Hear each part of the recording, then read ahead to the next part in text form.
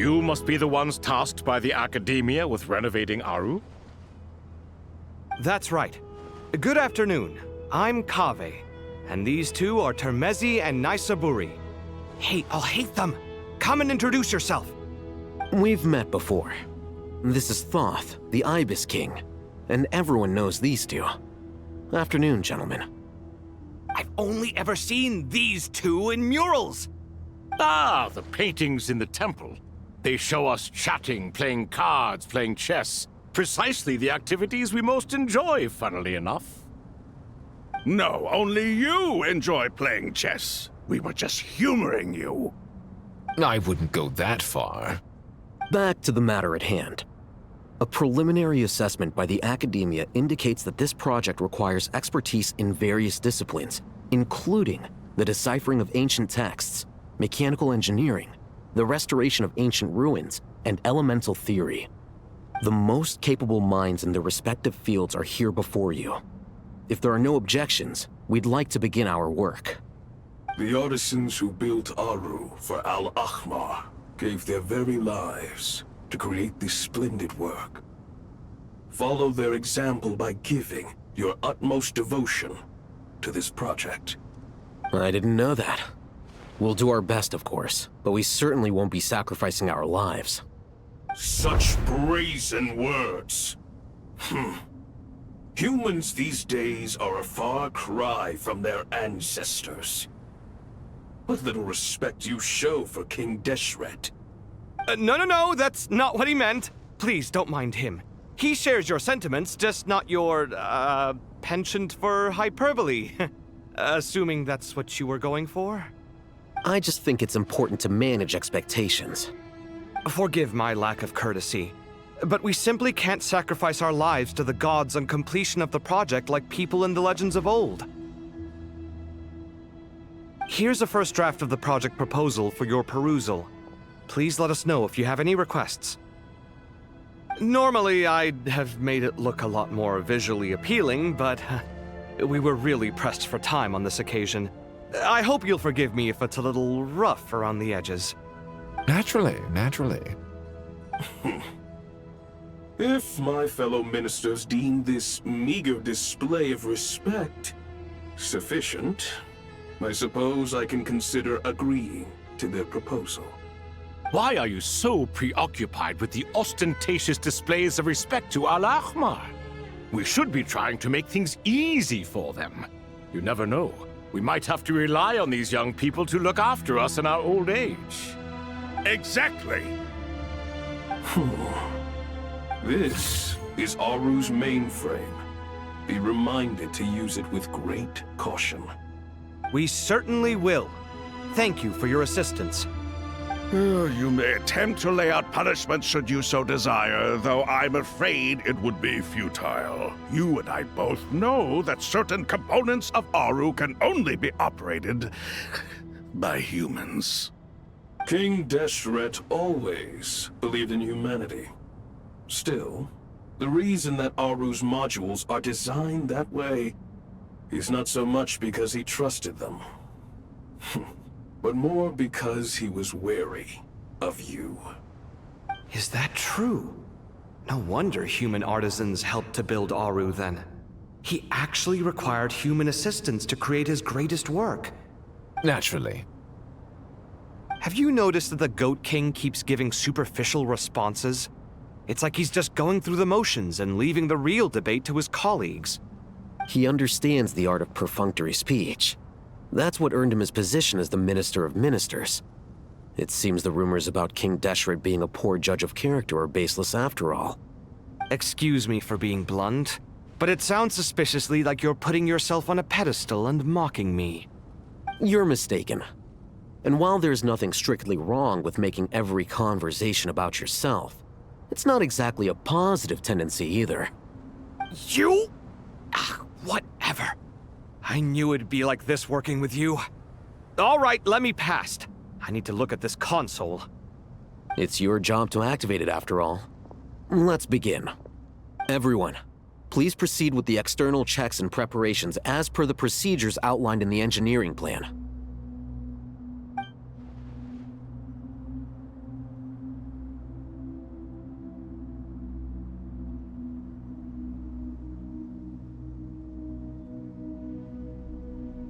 Hello there, youngsters. Whoa, the Ibis King came to life. What do you mean, came to life? I've been alive the whole time. You did say we could start our research, right? Are you having second thoughts now? I've reviewed the proposal. The work you're planning to carry out on this grand device is ambitious in its scope. You have ample confidence in your abilities, I take it? I wouldn't say I'm feeling hugely confident, but given how bad things are, I'd rather at least try something than sit around waiting to die. You are the top scholars of your day. I trust you are aware that there are countless links between Aru and the Akasha? Aru and the Akasha? But I thought the Akasha was the Academia's greatest technological accomplishment, created years ago by the Dendro Archon to help her people access knowledge. And you too? Do you not know either? You've read the instruction manual, right? You tell them. An instruction manual? The Akasha has an instruction manual? The Dendro Archon is a kind and thoughtful god indeed. It used to sit on a shelf in the corner at the House of Dana. Not the most popular read. If the manual is to be believed, Aru was in fact the original inspiration for the Akasha system. what? But there are so few records about Aru anywhere. And practically none of these scientific expeditions into the desert had anything to do with it. Ah, but this is something you could not possibly have known. You may have heard many stories about the desert, but what is the most important aspect of history? Consider this a quiz. Anyone from Vahumana present? I'm from Vahumana. It's, well, veracity. Precisely. And a large part of veracity is the chronological order in which events occur. I may as well tell you. In the beginning, Nabu Malikata, the goddess of flowers, descended upon Sumeru. The glory of the heaven was within her. She brought life, oases, and knowledge to this land. Then she created the Jinn, enlightened them, and ordered them to serve her. Two other gods also walked upon this land where wisdom flowed in abundance, and the three met beneath the great green trees. It was the first and greatest alliance. We should speak with reverence of this covenant between the three, which transcended both time and life. For they promised that in Sumeru, wisdom would be shared with all. All the great changes in Sumeru's history began with the goddess of flowers. For King Deshret's sake, she pried into the secrets of Celestia, and for this was burned to ashes by the flames of wrath. So grieved was King Deshret by her passing that he lost all interest in state affairs and devoted himself instead to the knowledge that she had brought back. It was after learning of the technology from that floating island in the sky that he first conceived of Aru. And so, the Akasha was inspired by Aru, while the basis for Aru itself came from Celestia's technology. Well, if the two share a common technological origin, then connecting one system to the other is an entirely feasible idea. Unbelievable. Have you no reverence at all for celestial technology? No, I do, but there's no time for that. The schedule is too tight. Blame it on the deadline. Perhaps you could try coming up with our cutoff dates. You know what it's like having to turn around 5 different drafts in one day? I wouldn't wish it on my worst enemy. Yeah, also, Sir Ibis King, you don't plan on getting directly involved at all, do you? Yes, well, you strike us more as having come to give a popular science lecture. Or, wait, does this count as more of a first-hand witness statement? Neither. Anyway, this sounds like far too much work for me. Still, if Aru is so powerful, why didn't King Deshret use it for more ambitious ends? Because it was never fully completed. King Deshret had grand plans, but he perished before they could come to fruition. In the beginning, his wish was to create something that could rival the very world itself. The Lord of Flowers sacrificed everything for that ambition. What he desired, she bestowed, and thus was knowledge brought into the world. Her courage and sacrifice had to be honored with the most splendid of monuments, or King Deshret would surely have deemed it a grave injustice. And that monument, built from knowledge and technology, etched with a sacrificial and courageous love, even in its unfinished form, it deserves to be treasured. At that time, King Deshret said the following to the Lord of Dendro. Since we share an eternal covenant, I shall never be your enemy. Hence, the fruit of wisdom from the heavens is not to be devoured. Remember, it is not that I lack the power to become the enemy of wisdom. Yet you and she have taught me much and shown me kindness. For this, I cherish you both. In the end, Aru was only used to store a portion of the souls. It was but a primitive form of the masterwork the king had envisaged. His final hope for Aru was to return to the past, when she yet lived.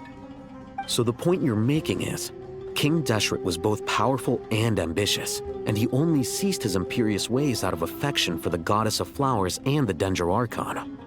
You could see this as an act of mercy, but you could also see it as the sentiments that lay between these three gods placing constraints on him. This was, after all, the foundation of the alliance between them. This explains why Aru was both a prison and a monument, and why the answer to the three questions was time. You have to be careful who you get involved with, or you invite all manner of misfortune. This is as true for gods as it is for humans. Love is the same. It is both a prison and a monument. All right, let us pause the story here for now. Seeing as you've been so diligent, I'll offer a little help. Who's in charge again? Is it you two? Ah, yes, me and him. Now then, close your eyes. Wisdom hides in the space between the tangible and the intangible. It is to convey the incommunicable through the simplest of mediums. By the power of King Deshret, I shall grant you a glimpse into the unseen secrets that lie at the threshold of existence.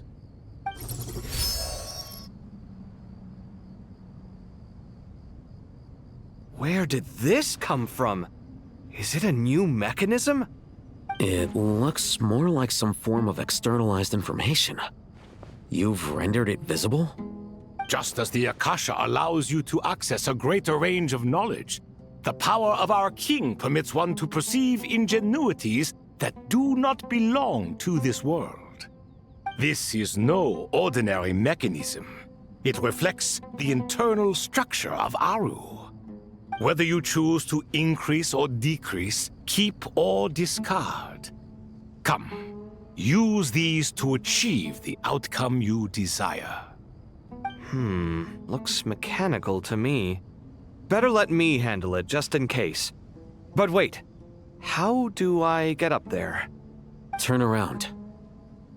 So that's where the elevator is!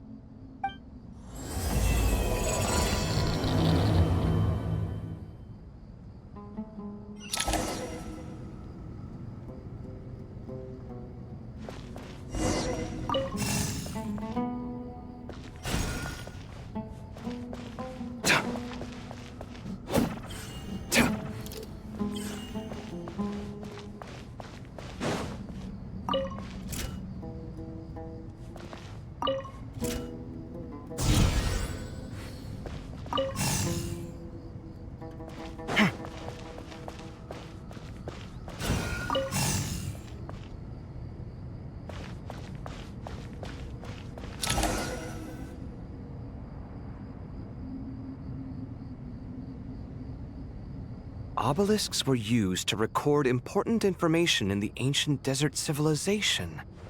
Hey, Alhaitham, there's some writing here I'll need you to decipher. I've sent it to your screen. Do you see it? Got it. It's a little blurry, but I should manage. Take a look and tell me what it says. Oh, and I'll send any other similar text directly to you from now on. Let's start with this one. It's a variant of an older script. Herein lie verses written for the Yellow Sands. Looks like cultural information from the age of King Deshret. If so, I suggest you delete it. Words thrown together merely for fun. I had no idea Aru kept a record of this. Well, as long as you're certain that this is strictly private information, that's fine. It is unimportant. All right, well, I guess I'll start now.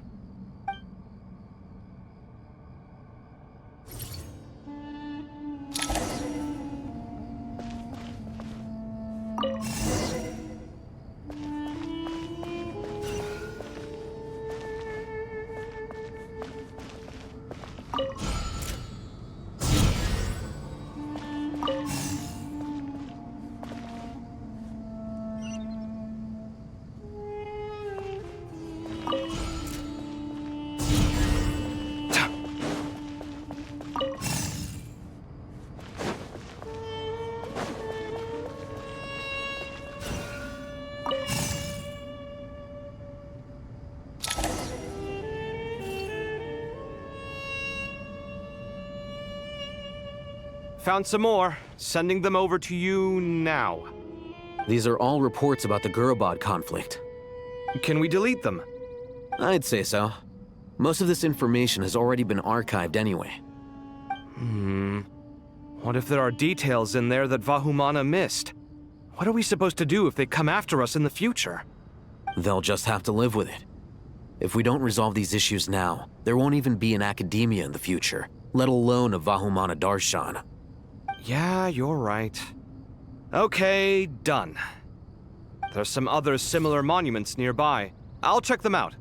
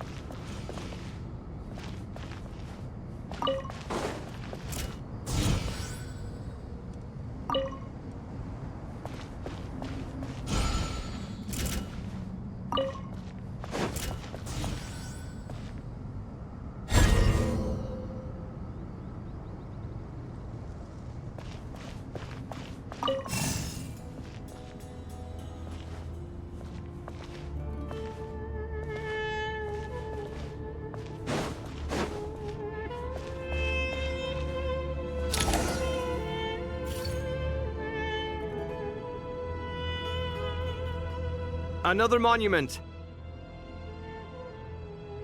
Hold on.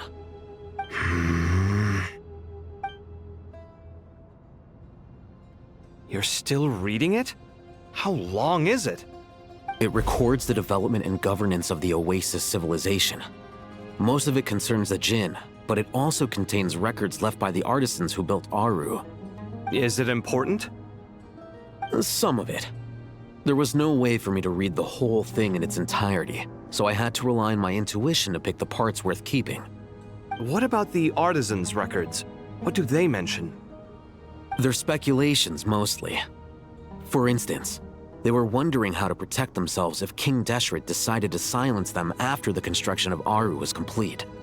Sounds like pure mythology to me. Surely that kind of thing didn't really happen. The records do emphasize that this was merely their conjecture based on various myths. Still, the artisans did leave details of their plans to survive, including blueprints for their escape route. Even that got recorded? Okay, well, I'll make a copy of this first before I delete it. Is that truly necessary? You won't be needing those. No, the blueprints are important. I want to keep them as a memento.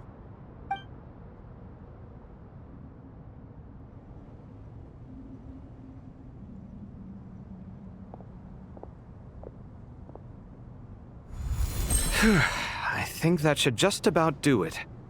It meets the requirements of the contingency plans, so we should be good. I gotta say, it's the strangest feeling, this cross between reality and the intangible. It's like drifting between life and death, or in and out of a dream, using my own hands to manipulate illusions that are forever out of reach. Chasing dreams in the most literal sense. Definitely a novel experience. What happens if my spirit just floats away? That won't happen. Anyway, I wouldn't celebrate just yet if I were you. There's likely to be a phase 2 of this project. All right. I'd better keep my wits about me then.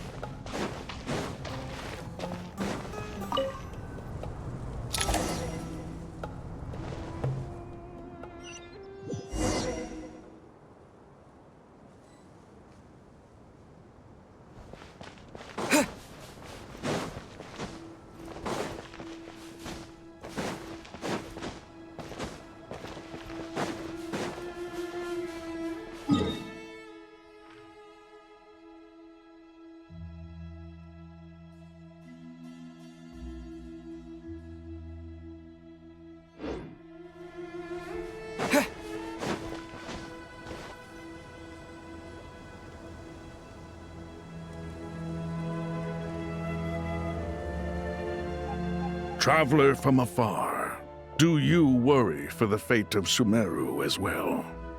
Whoa! It's so big the Crocodile King! Greetings, Crocodile King.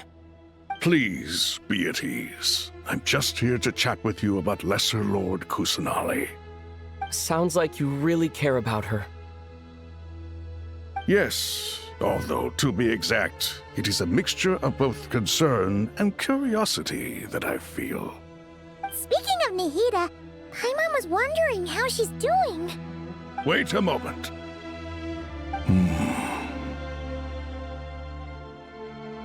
What is it? I tried calling out to Apep, but there was no response. This can only mean that she is focusing all her energy on taking care of Lesser Lord Kusanali. All the gods who served King Deshret seemed super surprised to hear that Apep agreed to help Nahida. Guessing she made a bad impression on you or something. Are you aware of the history between her and our king? Then you are learned indeed. I'm glad to know that Sumeru has the support of someone like you. At the end of his life, King Deshret tricked the Dendro Dragon into swallowing him whole, leaving her to bear the torment of his sins. The Dendro Dragon despised King Deshret, yet he outwitted her.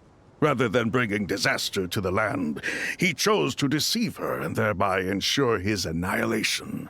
An act that surely displays his love for humanity. The Dendro Dragon stands for the glory of a bygone era. She hated Al-Ahmar and what he represented. All the gods, all the power they wielded. And so, her willingness to help the Dendro Archon through this crisis comes as a great surprise indeed. It makes one wonder whether, perhaps, the Dendro Archon assisted her in the past. Yep, Nahida did her a huge favor.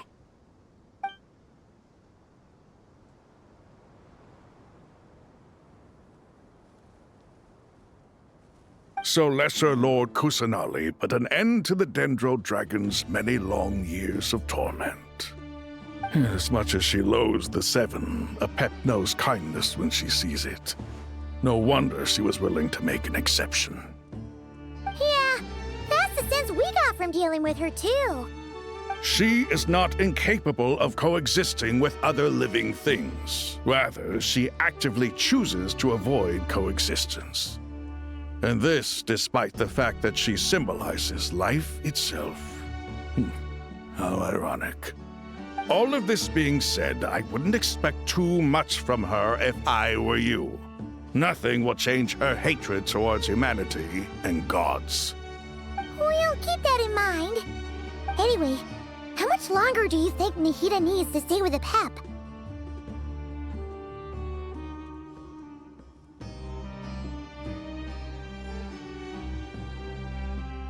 For all we know, the Fatui might still be in the desert.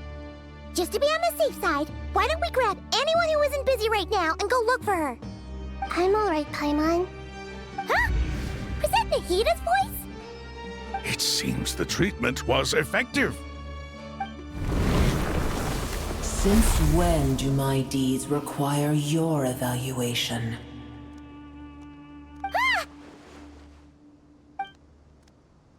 Here will do just fine. I had no intention of taking you any further. One ought not expect greater generosity than they have earned. You always hide your kindness away like an oasis within a sandstorm. Only those who make it through the swirling winds can know just how beautiful that oasis is, and how much hope it brings. You dare appraise my being? No, I'm expressing my gratitude. I want to thank you for sharing your precious life force with me.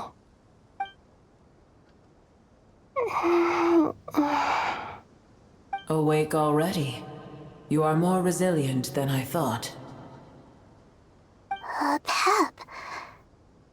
I feel much better. Thank you. Gods and their gratitude mean little to me. I would rather you give me your assurance that the situation with Irminsul and Sumeru's ley lines will be competently managed. If I suffer any ill effects from the ley lines, you, as the god of this land, will be held responsible. And you would not enjoy being held to account by me. I understand what you require, but I would assume this task even if you did not demand it. Sumeru is my responsibility. I must resume my duties as soon as possible. A farcical notion. God of Sumeru, I hope you realize how unextraordinary your strength is. And yet, maybe it is precisely what defines me. A god of wisdom is not meant to rule by force. Then hold steady. We go forth. Well, I'll be. Is that a pep? Do my eyes deceive me? Of all places, the Dendro Dragon has decided to visit the mausoleum of King Deshret? I see that after all this time, El Ahmar's menagerie of ministers remain as vile as ever. It's a pleasure, Dendro Dragon. Had you arrived but a little sooner, you might have attended a meeting of the Seven Pillars. What a nauseating thought. You are not the first insects I have had the displeasure of dealing with today. A swarm of them tugged on my tail on my way over. Goodness knows what hovels they crawled from. Why do all the creatures of this world remain so lowly after all this time? What did you do with them? I cast them away. What would you have me do? Keep them as trinkets? Boer, this is where we shall part ways. To be clear, I do not wish to see you or anyone else here ever again, unless absolutely necessary. Then I wish you peace as you return to your dwelling place. It matters not to me. Simply refrain from bothering me again.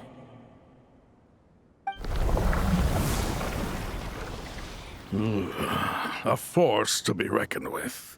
At times like this, I feel glad that she has no interest in any of this. Hold on, just hold on, okay? We're almost there. We made it. Huh?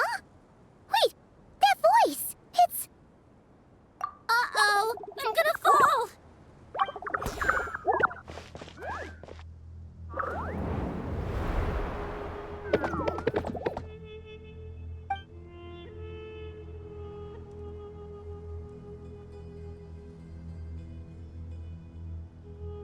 Well, that's a relief. A pair of safe hands indeed. The Dendro Archon's familiars. They are the last thing I expected to see here. Huh? Wait, what are the R&R doing here? Don't you guys hate the desert? Obviously I was worried about the Dendro Archon. I've been supporting them with my Pari powers the whole way here. Oh, they seem pretty nervous. Is it because there are too many people around? Not just people. It's all these non-human beings, too. It's hard on them.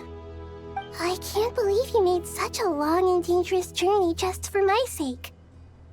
I appreciate your support so much. Thank you all.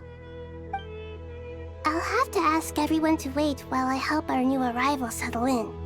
Once I'm done, I'll gather everyone to discuss our next steps. Traveler, Paimon, shall we find a place for our friends to stay? Awesome! Let's go! Well, first I have some questions.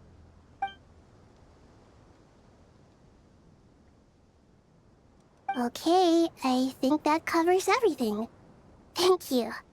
We can get going now.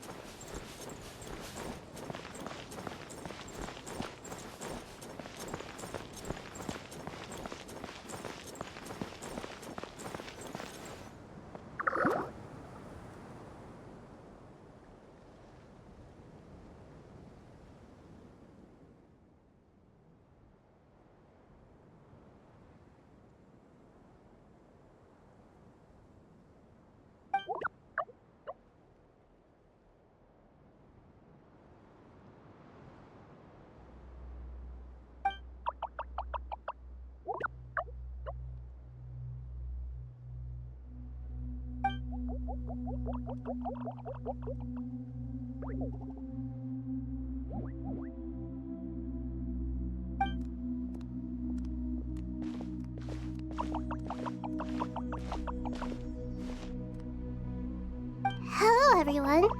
It's only us.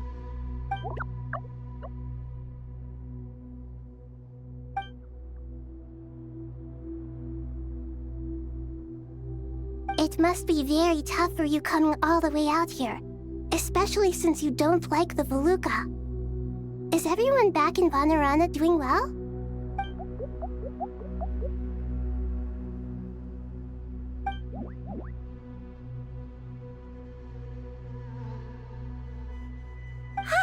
Everyone's here.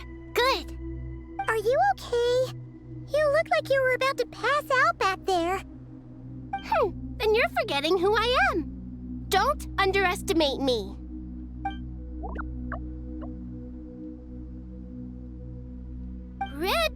Oh, excuse me! Are you comparing me to Paimon?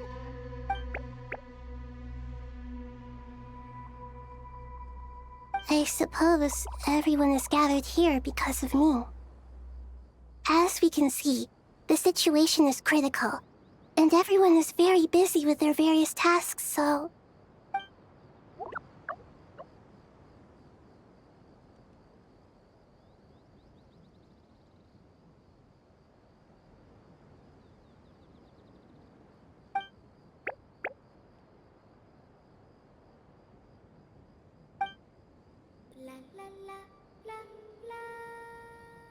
I can't thank you enough. Right now, we're focused on restructuring Aru, processing excess information, and helping I can help too! Just let me know where I'm needed.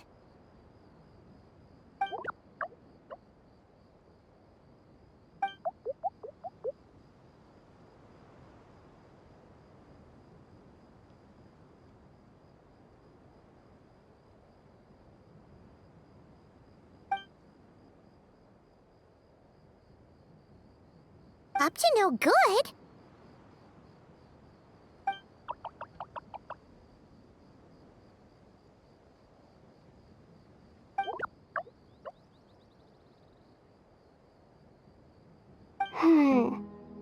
That definitely sounds suspicious. Traveler, Paimon, I have other work to attend to here that needs to take priority. Could I trouble you to investigate the situation Arabalika spoke of? No problem. Leave it to us! Thank you. I'm counting on you.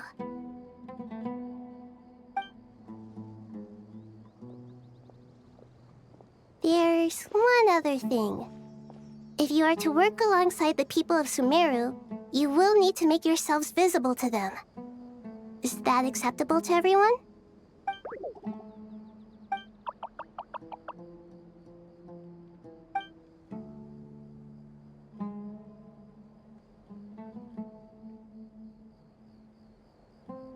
There's nothing to fear. No one here will hurt you. But if you do feel afraid, don't worry. Just call my name and I'll be there. Very well. Now, I shall bestow a small blessing upon you all. Whenever people see you and interact with you, from the moment their gaze meets yours, they will experience the most beautiful of dreams.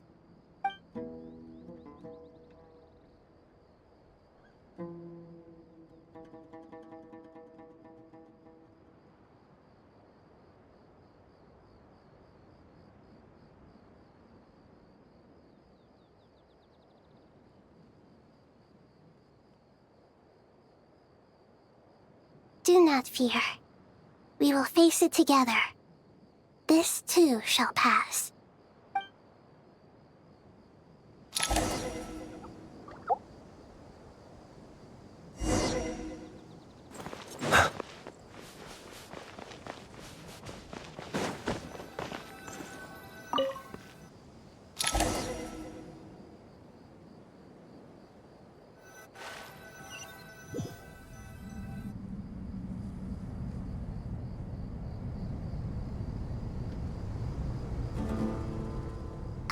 Everyone's here. Wonderful. Dendro Archon, you're back. Are you recovering all right? You mustn't push yourself too hard. I'm doing very well. Thank you for your concern. I see. Using the power of Aru to reboot the Akasha and gain access to Irminsul. It's a sound plan, although... I regret to be the bearer of bad news, but with the state that Irminsul is currently in, it's impossible to access via traditional means. Even the Akasha won't change that. Alas, we had feared this may be the case. And what about non-traditional means? Non-traditional means? Are you saying... Desperate times call for new measures.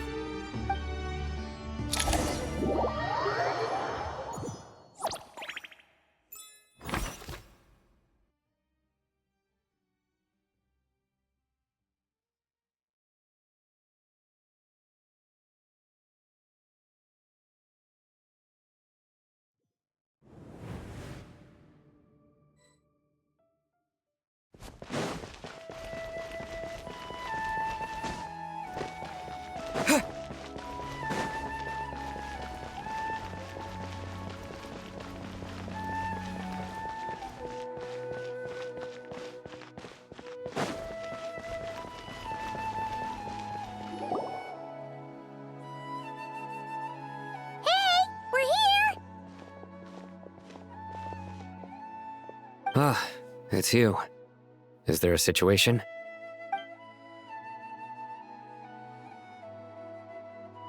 The Aranara have good intuition when it comes to people. In other words, there may well be a traitor among us. Given everything that's going on, I'd be more surprised if there wasn't. Miss Nefer, as a professional intelligence broker, I trust you have a solution? Not one that I'm willing to volunteer. What's in it for me? Let's say I'll treat this as a pilot project aimed at expanding your intelligence operations. Whatever business you're in, an avenue to demonstrate your abilities could never hurt. I like the sound of that. Glad we're on the same page. Given that you rarely set foot in Sumeru, practically no one at Caravan Rebot knows who you are. I take it you've read the files on everyone in the area? Yes. I also skimmed the list of evacuees, and am more or less up to date on where everyone stands. Any initial suspects? Limiting the scopes to males whose recent activity could be viewed as suspicious, I've identified 3 names. The Aranara saw 2 people talking, but currently we only have 1 suspect. The other person was probably just a messenger, and in all likelihood has already left Caravan Rebot. Everyone is heading for the desert per the evacuation order. Anyone willing to turn back at this stage is almost certainly with the Fatui. There's no way it was a spur-of-the-moment decision to act at a time like this. This spy must have been planted long ago. We need to smoke him out from wherever he's hiding. Sounds like you have the beginnings of a plan.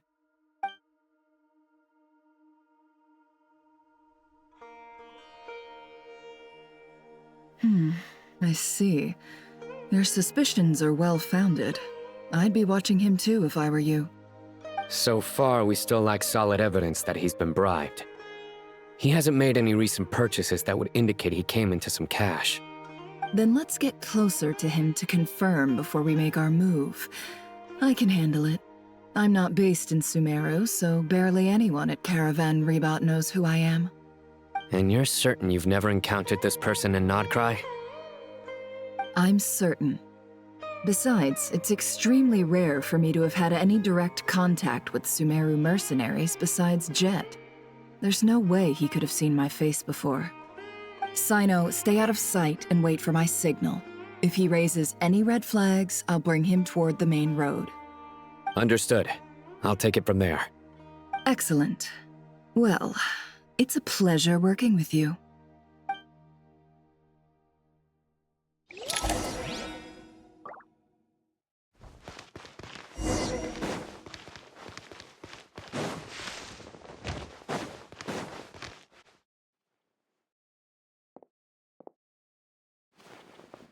Darker skin, scars, frequents the desert and has ample combat experience. Nothing unusual about how he dresses or acts. What's that he's looking at? A coin. Interesting. Could that be how his contact paid him? Conveniently discreet for someone trying to hide any unexplained income. And yet it could be highly valuable. Sorry to bother you. Has everyone here already left? I don't suppose you happen to see a lady wearing a hat? Ma'am, what are you doing in Caravan Rebot all by yourself? The main group evacuated some time ago. Didn't you pass them on the road? My friend and I lost some of our cargo along the way. I didn't want to miss out on potential business, so I told her to go on ahead and meet the client while I retraced our steps. I didn't think it would be so late by the time I found it. And then there was a terrible sandstorm. I guess I must have taken a wrong turn, because I didn't see any large groups on my way here. Forgive me for asking, but just to be on the safe side, could you describe this friend of yours? Sure. She has blonde hair, and she was wearing a hat and a white dress. You'd definitely know if you'd seen her. Yes, I think that does ring a bell. Ah, my apologies. During this exceptional time, the Core of 30 are under orders to be extra cautious when dealing with unknown people, whoever they might be. I understand. Well, sir, is there anything else you need to know? If not, I'd better try and catch up with them. Hey, wait! They left a good while ago now. You'll never catch up with them on your own. Why don't I give you a ride? I'm here to collect the last few people anyway. We have plenty of carts, so one more won't be a problem. That would be amazing. Traveling with a group will be much safer. I'll have to pay you for your trouble. Hey, let's not worry about the money for now. Wait here a moment. Once I'm done packing up, I'll take you to join the rest of the group. All right, thanks.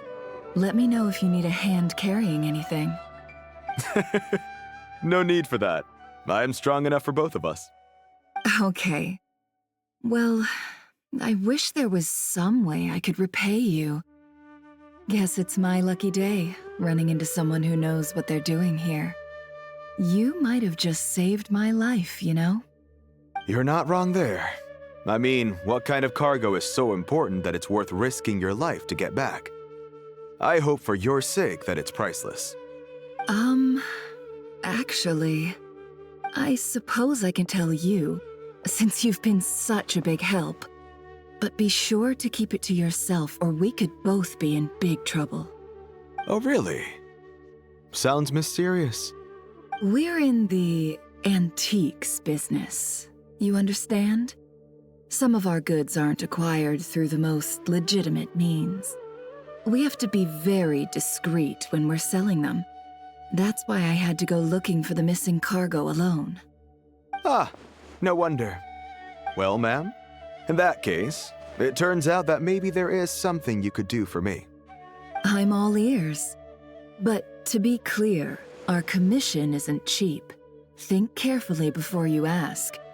We don't want to ruin our relationship before we even hit the road. I'm sure that won't be a problem. My issue is, I have something that's a little difficult to sell on as well. Take a look at this.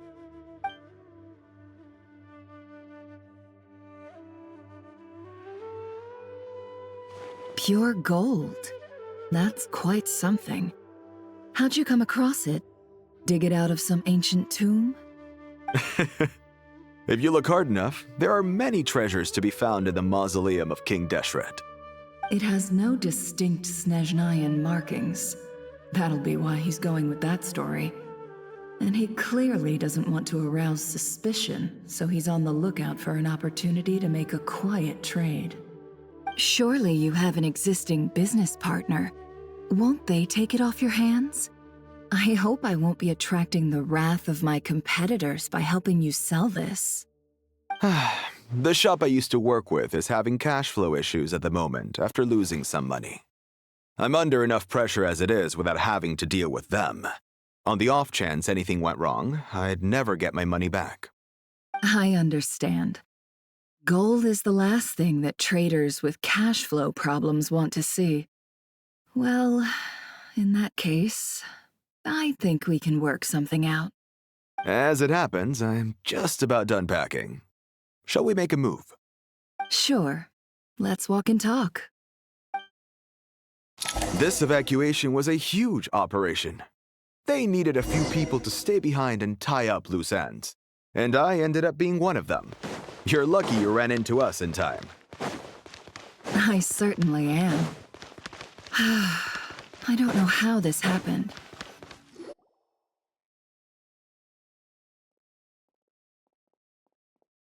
Huh?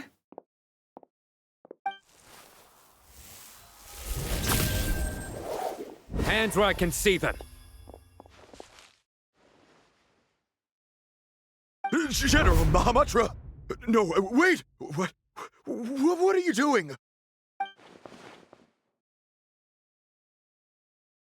This is the coin? Good. Sadly, you won't have the chance to spend it. Nicely done. Looks like Sumeru's Matra are a well-oiled machine nowadays. Unmarked gold coins are quite difficult to trace. Thanks to you, we have secured the evidence. Here's what's gonna happen.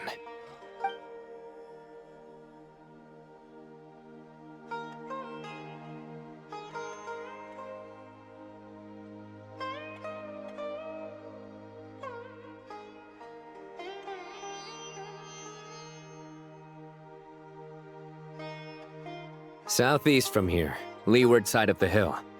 That's where he's meeting his contact. Great work. Candace tells me your interrogation skills are highly effective. Hers are quickly catching up. She's improved a lot in recent years. Looks like it's over to you for the next step. Because I'm quickest on my feet?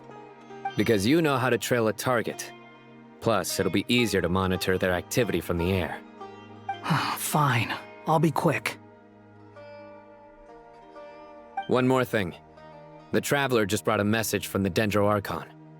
Once you're done with this, we're to meet up at the mausoleum of King Deshret. Got it.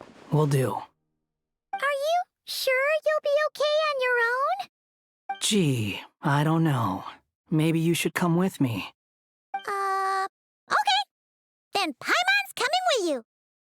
Really? You do know this is a stealth operation, right? Meaning, you have to be quiet? Paimon, are you sure about this? Well, Paimon at least wants to give it a shot.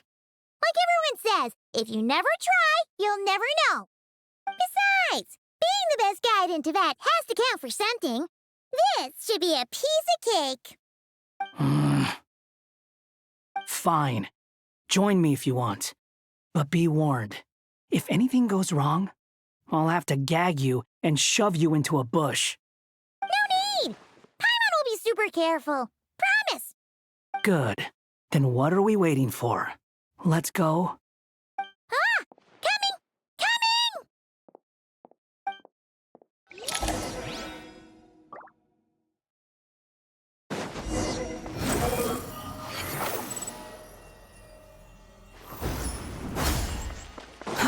Too slow. Behold!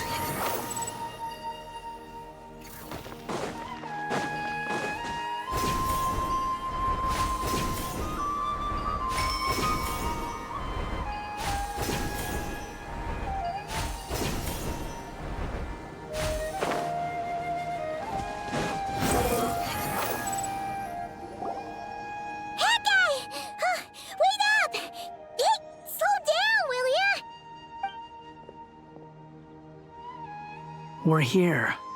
Now we wait. Okay, yeah, cool. Cool. What's on your mind, Paimon? Huh? Nothing? I thought all you cared about besides being a guide was food and sleep. Why the sudden urge to go on a dangerous mission? What's that supposed to mean? Paimon's been on plenty of dangerous missions before. But never on your own. You hardly ever leave the Traveler's side. Just saying. I'm kind of at loose ends right now. So if you did want to share, I suppose I'd have to listen. If not, suit yourself. Makes no difference to me. Hat guy? Do you think Paimon is useless? What? Where's that coming from? When we were in Notcry, Paimon suddenly realized something. Even though Paimon's with the Traveler every single day, whenever we face real danger, she can't do anything to help. Paimon doesn't get like this very often.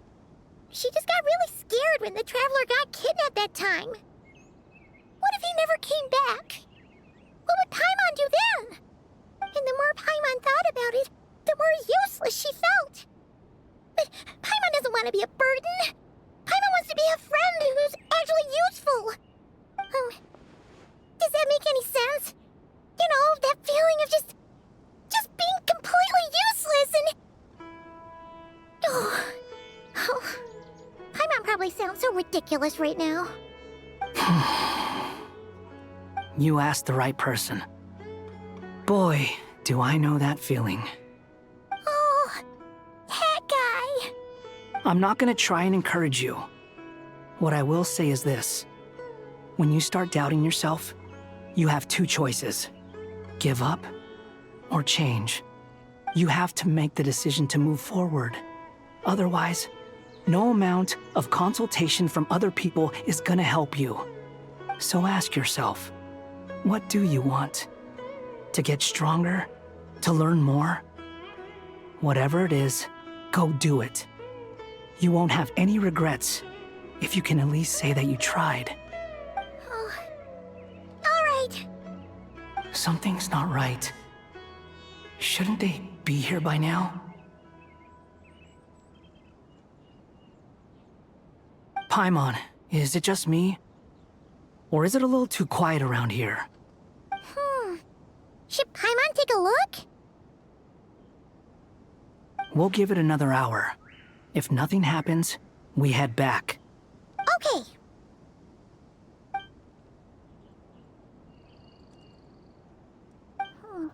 How strange. We've been here for ages. Where the heck are they? Have we been stood up? What is it? Did you think of something? Something feels off about this whole situation, but I can't quite explain why. We know for sure that the guy Sinocot had something set up, yet somehow his contact is a no-show. So, either the handler got caught, or, more likely, they decided to cut our guy loose. But how would they know to do that? Wouldn't they at least send someone here to check things out? That's the problem. They couldn't possibly know what's happening here. Unless... This feels all too familiar. Come on, let's head back.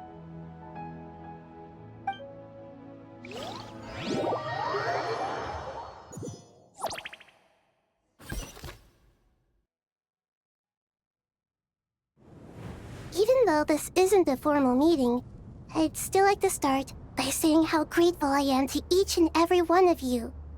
Thank you all for coming here and standing by our side. Shesipank and Bennu are currently assisting the scholars with the maintenance of Aru. Please forgive their absence. As for Hermanubis, may he rest in peace. We remember him with great fondness. There have been times when I imagined what it might be like to meet you all. Now that it's really happening, I feel quite emotional. Time has taken many things away, but that which remains is all the more resilient. I must say, there is one thing that rather surprises me. You appear to be in good spirits, Lesser Lord Kusanali. But even so, I can sense that the life force given to you by the Dendral Dragon has far from fully resolved the problem of your vitality. Oh no! So even Apep's power didn't work? Don't worry, Paimon. It worked very well indeed.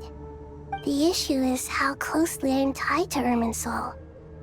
Until the problem with it is resolved, there is no way I can fully recover.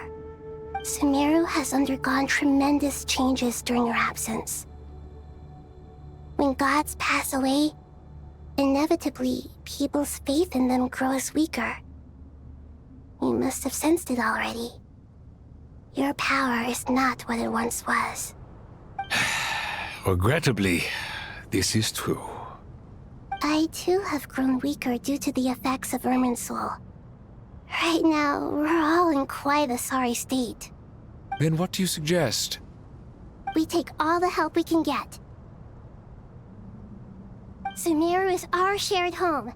You and I, gods and humans alike. We must unite all our strength in this moment. Though Al-Ahmar is no longer with us, the alliance between the three gods remains in force. Regardless, as subjects of our king, we have a responsibility to support Sumeru through this catastrophe. Not to mention that it was the people of Sumeru who released us from this prison of Aru. Times have changed, and the people of today possess greater wisdom than those of the past. You really know how to give a rousing speech, Koti. Now then, let us learn more about your plan. The brightest minds of the Sumeru Academia are busy opening and renovating Aru. They claim it has something to do with Irminsul? Correct. Irminsul has existed in Teyvat since the very beginning. But during the Age of the Dragons, it did not possess the significance it holds today. After the heavenly principles arrived, the power of the Light Realm was divided into elemental energy, and Irminsul was refashioned as a device that records and preserves all information. Since then, everything in this world has been inextricably linked to it. As the Dendro Archon, I have a duty to protect Irminsul. To Sumeru, it is both a national treasure and undeniably a major threat. Tevad has seen many upheavals in the last few years. The most recent of these was a major crisis in Notcry, which forced Sumeru to be even more vigilant than usual. I made sure to monitor all the pathways through which an outsider could potentially transmit themselves into Irminsul. But despite my efforts, a major problem still arose within. I still believe that someone has actively invaded Irminsul. But rather than taking any of the pathways I referred to, the intruder chose instead to utilize the most direct route, and the only one that cannot be protected against, by entering Irminsul through death. I see what you mean. You cannot simply stop all deceased souls from returning to the ley lines because of a potential invasion that could occur at any time. That's right. As important as it is to guard against external threats, I couldn't allow myself to stop the souls of the departed from finding peace. Please, understand how difficult this predicament was for the Dendro Archon. Defense has never been an easy task. After Irminsul was invaded, my authority was quickly restricted.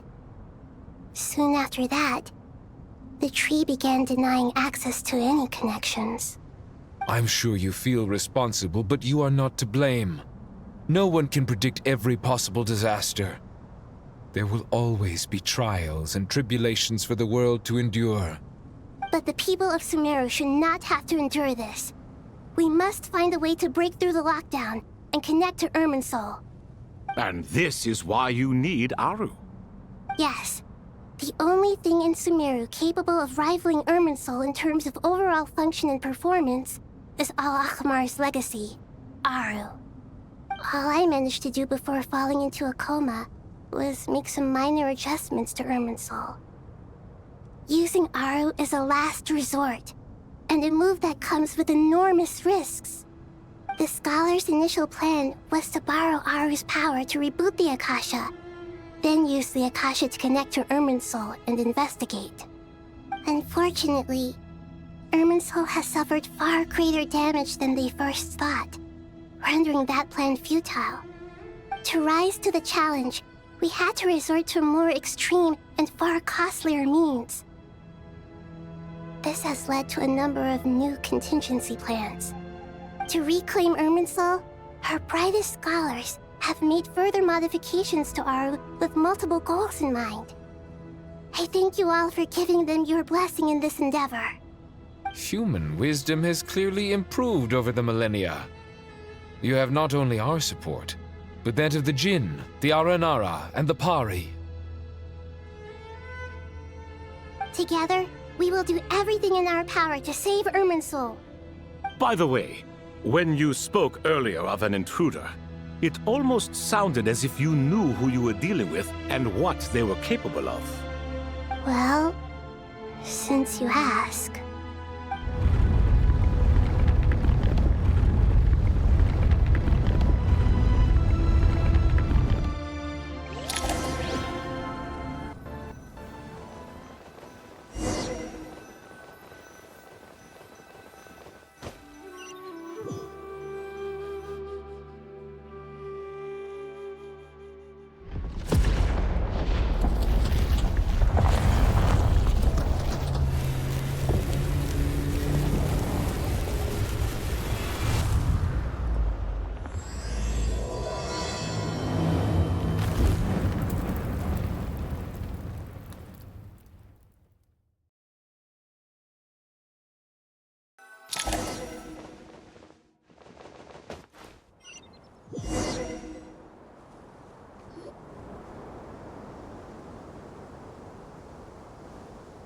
Master Tainari! What is that? Is this Irminsul? How did this happen? What's going on inside? Luckily, we managed to evacuate everyone. What in the world was that? That was terrifying!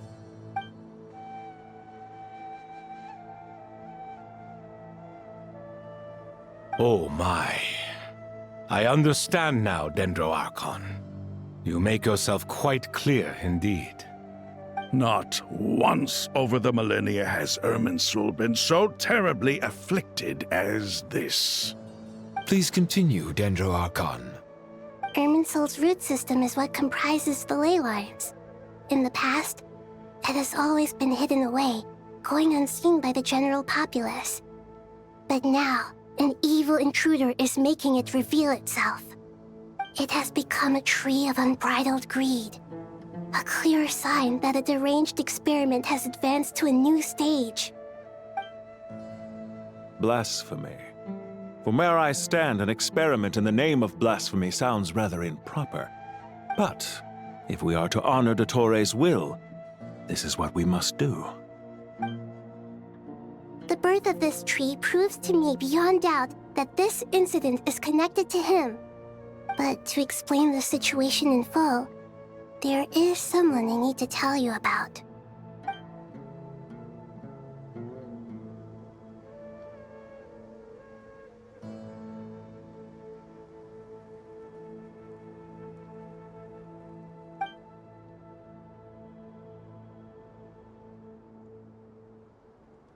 Zandik. So it was him. I saw him in the desert once. A man of supreme arrogance. So this is where it has taken him. But didn't Dottore die and not cry? How is he still able to do all this? He must still have loyal followers amongst the Fatui. Even so, I'm still unclear as to how he has been able to wield such a profound influence over Irminsul. I can confirm that Fatui forces have arrived in Sumeru City. Furthermore, Irminsul seems to be undergoing some kind of mutation. Evil branches are beginning to grow. Things that do not belong to this world are slowly but surely materializing. Sorry, I couldn't think of any other word to describe it. They don't seem to be fully formed physical entities yet, after all, but they are gradually becoming real. A baleful tree climbing up into the heavens. Speaking of Dottore, I have some information on that front as well.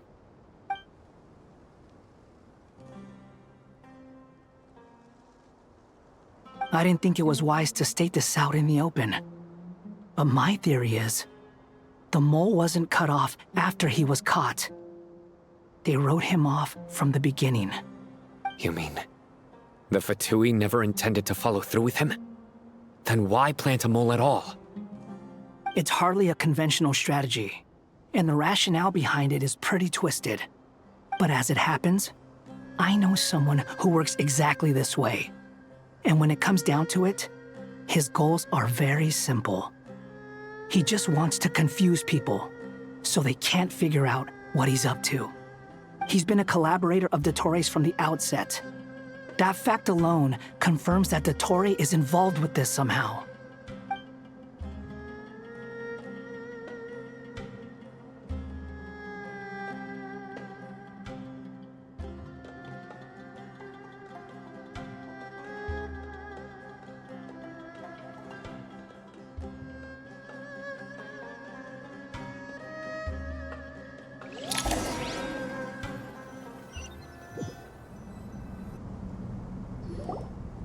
There is still much to be done.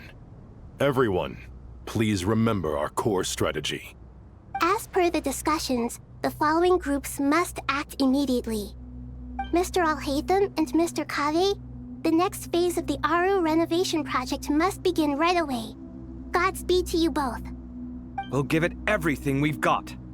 The plan looks feasible, but the implementation will require certain resources.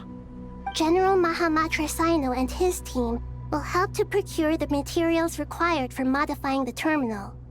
No problem. I've already spoken with Sethos and Hat Guy, and they've agreed to assist me. This kind of thing is best left to the fleet-footed, right? Hat Guy? If it's efficiency you're after, we're the right people for the job. Following up on the elemental energy amplifier we discussed, Ms. Dory, I assume you're the one most familiar with the status of this project. Aside from the Dendro Archon, of course. Yep, that's right. Leave it to Lord Sangama Bay. Got it. Well, I'd like Madame Farazan, Kale, and Nicole to support Dory on the technical side. You can count on us. Will do. Rest assured, I'll take good care of Kale. Dia, Candace, and Nefer, you'll be in charge of negotiating between the various parties. I trust you remember our goal. You bet. We can handle it. Good.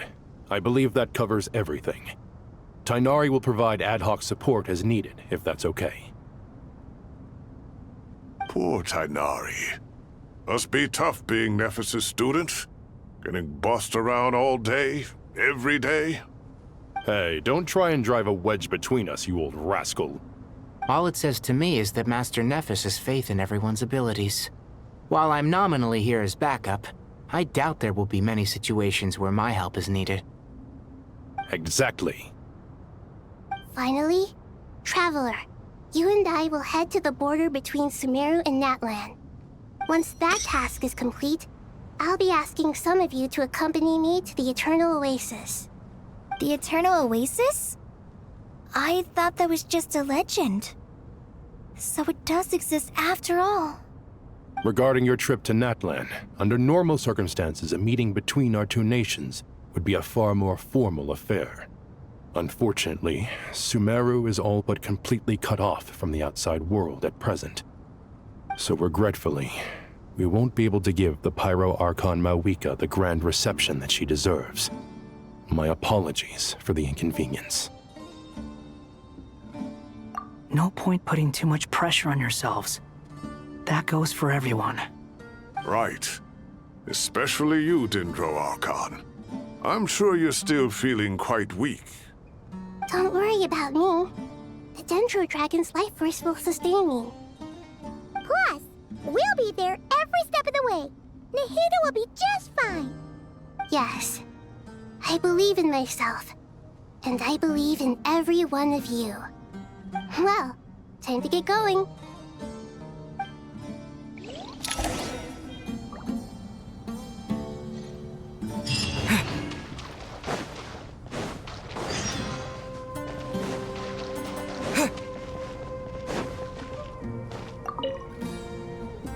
To what extent we can implement the final plan depends on how successfully the Akasha can be modified and configured. And to make sure the configuration works, Aru will also need some further optimization. Yeah, no surprises there.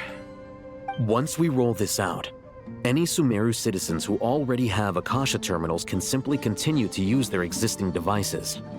This still leaves us with a significant equipment shortage, though.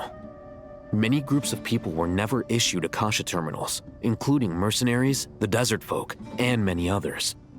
We'll need a supply of rare materials for the renovation of Aru and the production of new terminals. Right now, the best place to source these locally is from the primal constructs within King Deshret's mausoleum. Time is not on our side here. It's gonna be a race against the clock. The Aru merge and renovation project will have to be carried out by you two. Everything's riding on this, so failure is not an option. Best of luck to you both. As discussed, General Mahamatra Sino and Mr. Hat Guy will source the required materials. Mr. Sethos is quite familiar with the layout of King Deshret's mausoleum. With him accompanying them, things should go quite smoothly. I have every confidence. In the meantime, we may as well take a breather. Makes sense. There's not much we can do until the materials arrive. Get information and stay close. What is this, boot camp? Knock it off. It's just Sino being Sino. You know what he's like. Everyone clear on our mission objective. Look at the excess primal constructs, dismantle them, and extract the required materials. And King Deshret's 7 pillars agreed to this? If they're just sitting there doing nothing, we might as well put them to use. Thoth's words, not mine.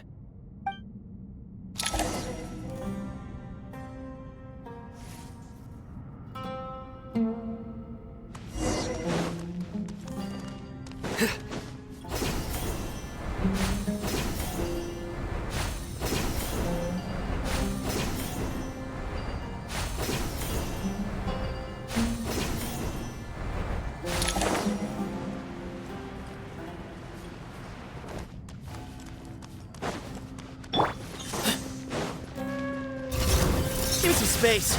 Glory to Al-Akhmar! Your sins weigh upon your soul!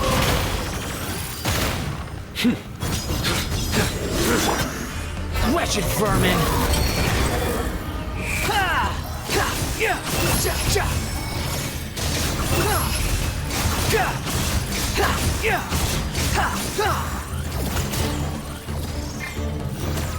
Swing ahead! Futile!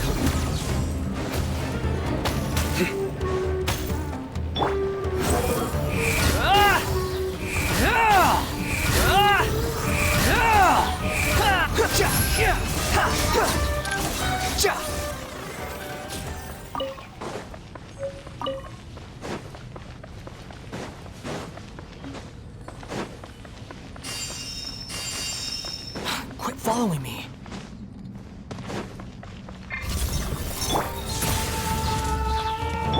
Unsightly insects!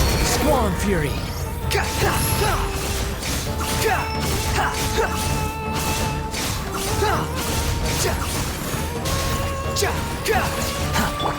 A sage's wisdom!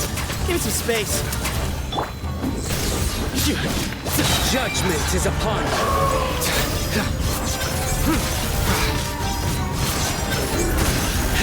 You stay condemned!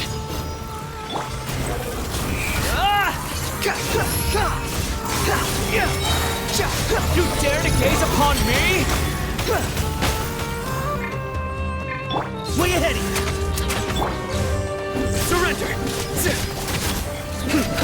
Move or be moved! Excuse me?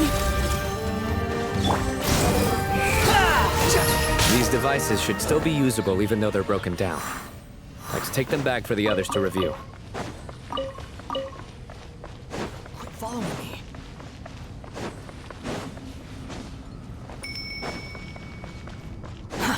Too slow. Quit following me.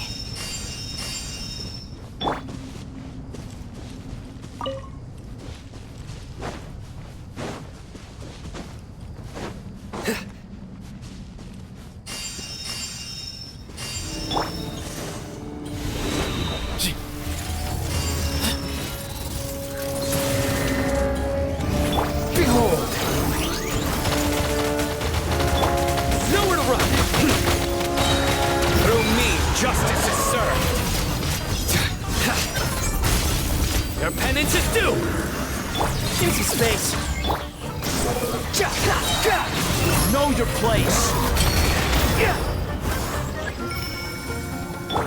The sage's wisdom! Futile!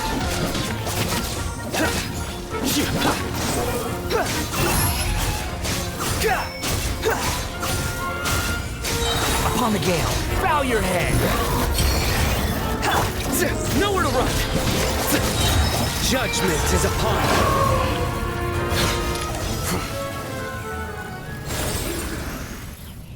How many do we need again?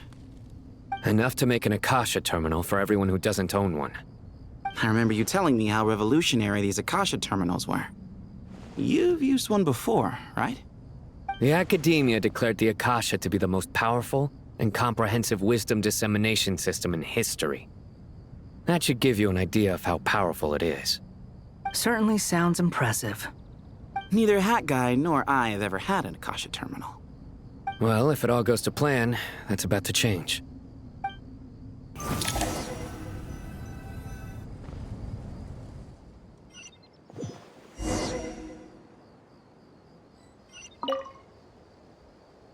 Oh, goody! The Thank you so much for handling the delivery. What a long way it was. You've really outdone yourselves. I'm well aware what a bumpy, dangerous journey it must have been. Now, I would have loved to oversee the process myself, but of course, those of us who know the plan can't leave the mausoleum. Oh, trust me, I'm patting myself on the back for my assembly work here.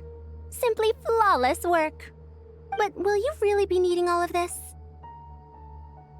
According to our plan, yes, this is the quantity required. I have no complaints about the quality either. Only the price. So expensive. I heard you covered a lot of the funding out of your own pocket. Oh, that's an exaggeration. The academia provided most of the funds. I just offered a small token of my goodwill. Of course, the real tragedy is how little profit I'm making on this. You know, it's a serious crisis when you can't even make money out of it. It's really quite a beautiful design. And I'm intrigued by how such a diminutive device is able to output the power of the Light Realm. Did you attend the lecture on Light Realm energy, Madame Farzan? I don't believe I saw you there. Of course I attended. I was just a little late, so I had to listen to the whole thing from outside the back door. Anyway, I have a perfectly good understanding of Light Realm, elemental and abyssal energy, as well as the relationship between the three. Good to know. Master told me in private that the conversion process between Light Realm energy and elemental energy involves highly classified knowledge that shouldn't be disseminated too widely. But even so, the scholars still shared said information. Well, you can't enforce a rule that everyone breaks. Is that the idea? At first, the Dendro Archon was reluctant to explain it in great depth for safety reasons. Later, she came to terms with it and simply informed my master that we would all have to face the question of survival together. To protect someone from such dangers means keeping them in the dark. But for someone to know and embody the wisdom within, they must understand its very essence. It's an information hazard. We're exposed to danger just by knowing the facts. And just like bait, it lures us in by offering us the solution to our problems. But if you're not careful, you'll end up pursuing it down a dark path. A tricky problem. But today, this big problem has been broken down into many smaller, more trivial ones. What do you mean? I get it. For instance, you and I share secret knowledge, while she and I take on the risks of life, death, and fate. Something like that? Hey, what? That is not what I call a trivial problem. Well, as they often say in Vahumana, an event that is monumental to the individual is negligible in the grand scheme of history. Generally, the fate of the individual is an insignificant affair. Being from Amorta, where the subject of our research tends to be a lot more personal, I have to disagree. It's hard to dismiss the individual as insignificant. In other words, the big problem of survival has been broken down into many small, interconnected factors, and each one of us represents one of those factors. When the same secret is shared with a group of people, the same fate binds them together. Most people would find this unimaginable, but to us scholars, this is the path that has always beckoned to us. Sharing knowledge is a good way to fight against fate. I will always believe in that. All right, I think that's everything. Thanks a lot. But don't go anywhere just yet. I'll still be needing you to calibrate the equipment.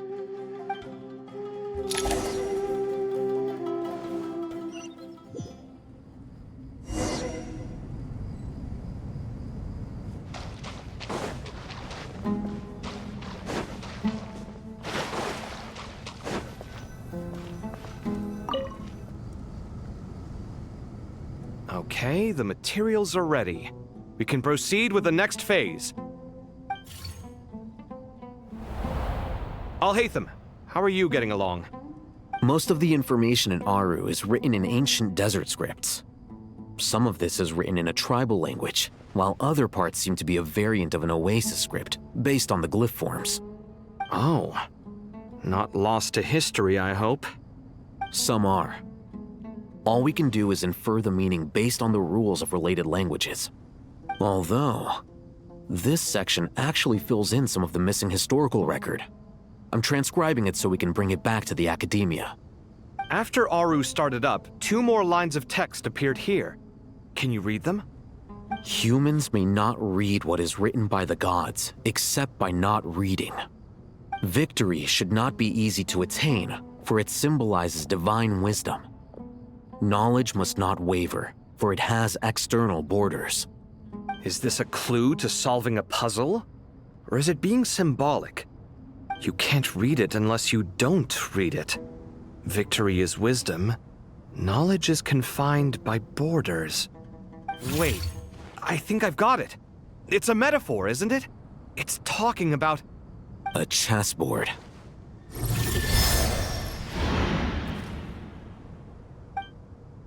You were right. The youth of today are skilled at solving riddles. Have the secrets buried in the desert not been unearthed over the years all the same? Since Aru is a place reachable through wisdom, this day was bound to come sooner or later.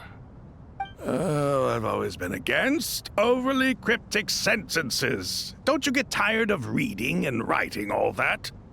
Ah, it's you 3. Just in time. We've been delving deep into Aru, and now this board has appeared. I've heard this was how you'd while away your free hours. You must be quite the experts by now in that case.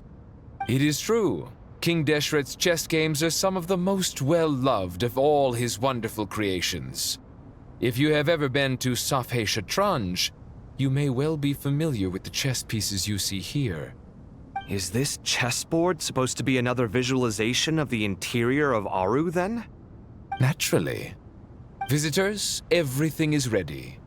Only by completing the challenge on the board in accordance with the rules will you be permitted to overwrite Aru. 1 second. It's not dangerous, is it? Dangerous?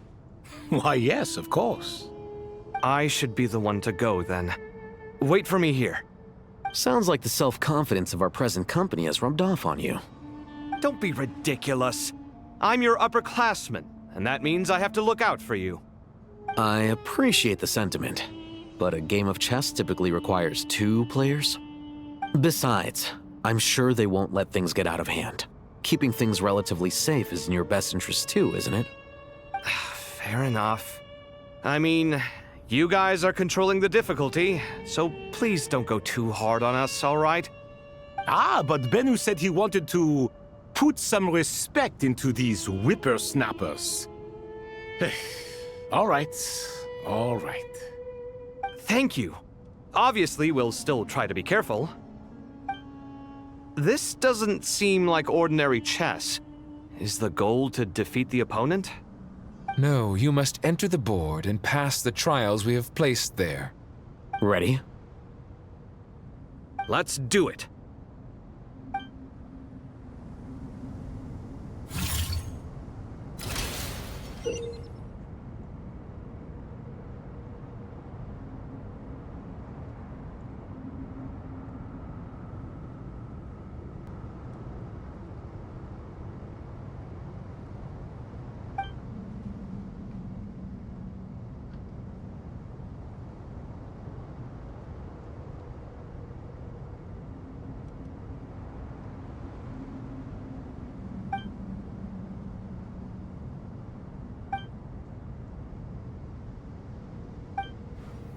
The first trial is posed by me. I don't think this is gonna stop us. Ah, but the key to this game lies in working together. Otherwise, you will be deemed to have broken the rules. Looks like it's up to me. Marak, can you open it? King Deshret's favorite primal construct. Living on in suitcase form, of all things. Amusing. Ho ho! Excellent work.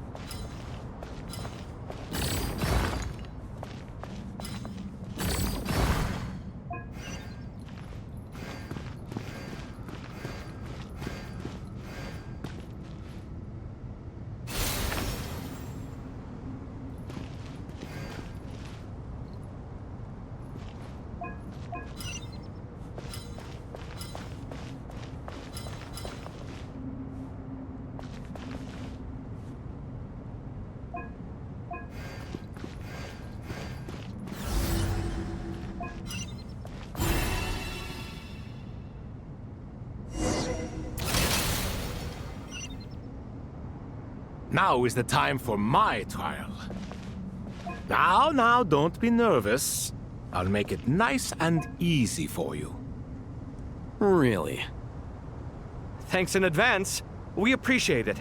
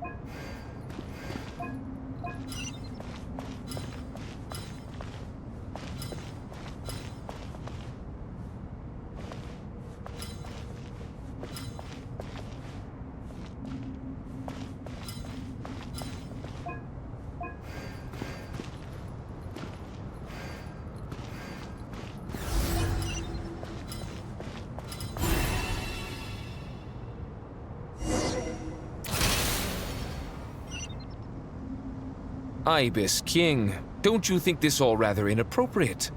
You may as well be handing them victory on a silver platter. Do not expect me to follow your lead. Ha! Suit yourself.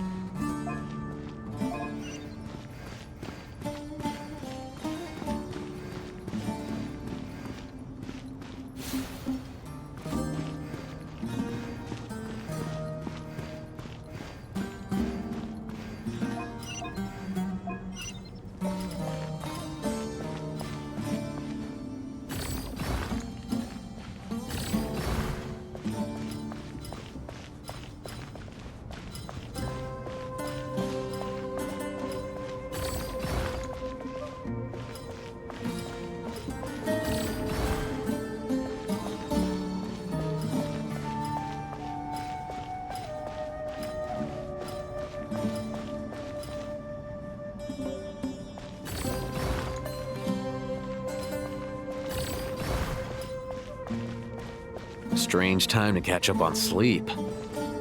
I'm not sleeping, I'm thinking! It's not that simple, you know.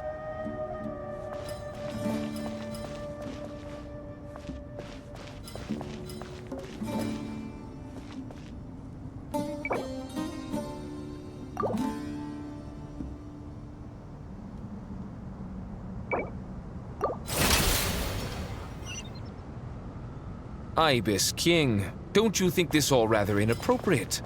You may as well be handing them victory on a silver platter. Do not expect me to follow your lead. Ha! Suit yourself.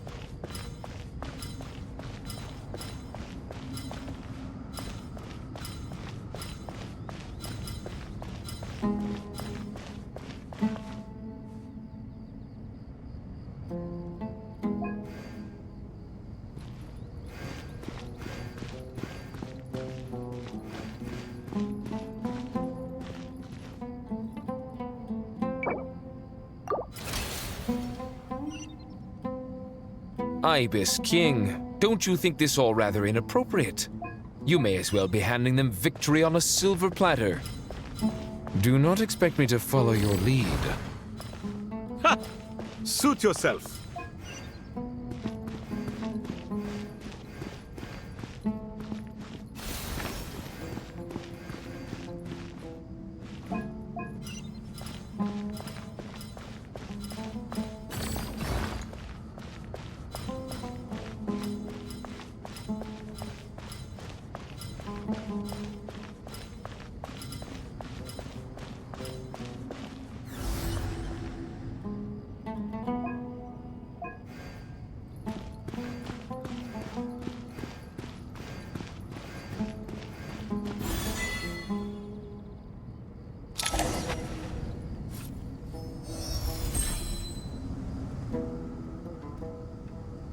Done. Finally. It's over. But seriously, that was incredible! Standing on the chessboard felt completely different from standing on solid ground. And also... Oh, sorry. I'll save my thoughts for later. Thanks to the three of you for helping us out with this. Is it just me, or were you giving us quite a lot of guidance along the way? We made but a humble contribution. You lived up to our expectations. Bravo! Our aid was not given for naught. In addition to the existing functions, I'd like to ask you for another favor. Since Aru's interference shield can cover the entirety of the mausoleum, it should be possible to extend its range even further. Perhaps you can find a way. So, building upon the existing functions to... Ah! I'm with you! Imagine for a moment. What would the ideal outcome look like if this function were compatible with the devices? I agree. This is the best solution possible. Please, everyone, we beg you to help us. Me, oh my! Well, since you ask so very nicely, I suppose...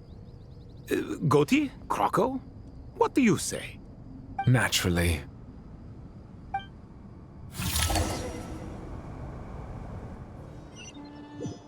Time to go! Let's go find Nahida!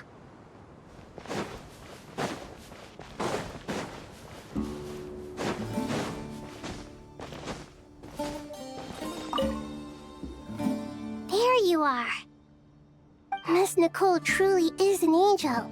She shows great wisdom in guiding others, and she has already sent word to Natlan on our behalf. She said that while the other members of the Hexen Circle are busy with important work, she is quite free, and she's more than willing to accompany the people of Sumeru for the entire journey. Oh, that's Nicole, all right. Always super patient and loves to help everyone out. She's the best. She is. So kind and enthusiastic. Well, time for us to get going. Let's head out.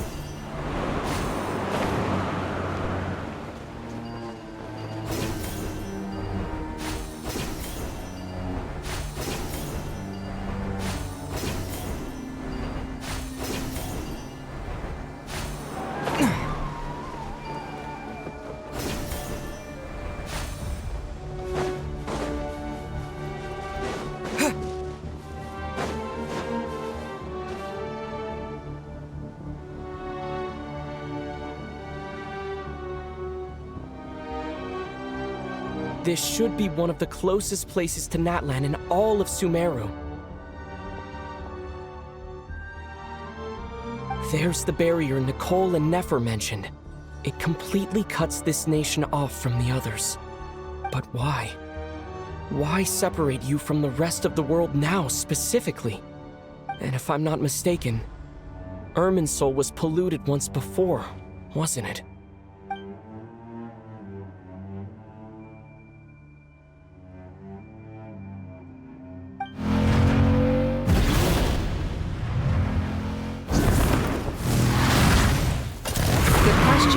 I'm wondering the same thing myself. That voice. Mawika! You got here pretty quickly. Hello, traveler. It's been a while. Hello there. Hello, Dendro Archon. Mawika, I apologize for asking you to meet at the border on such short notice. I also apologize for not being able to greet you in person. The form in which you see me now is one carried by the Traveler. The real me is inside the mausoleum of King Deshret, and I am reaching out to you with my mind from here. Irminsul has been infiltrated by the Doctor.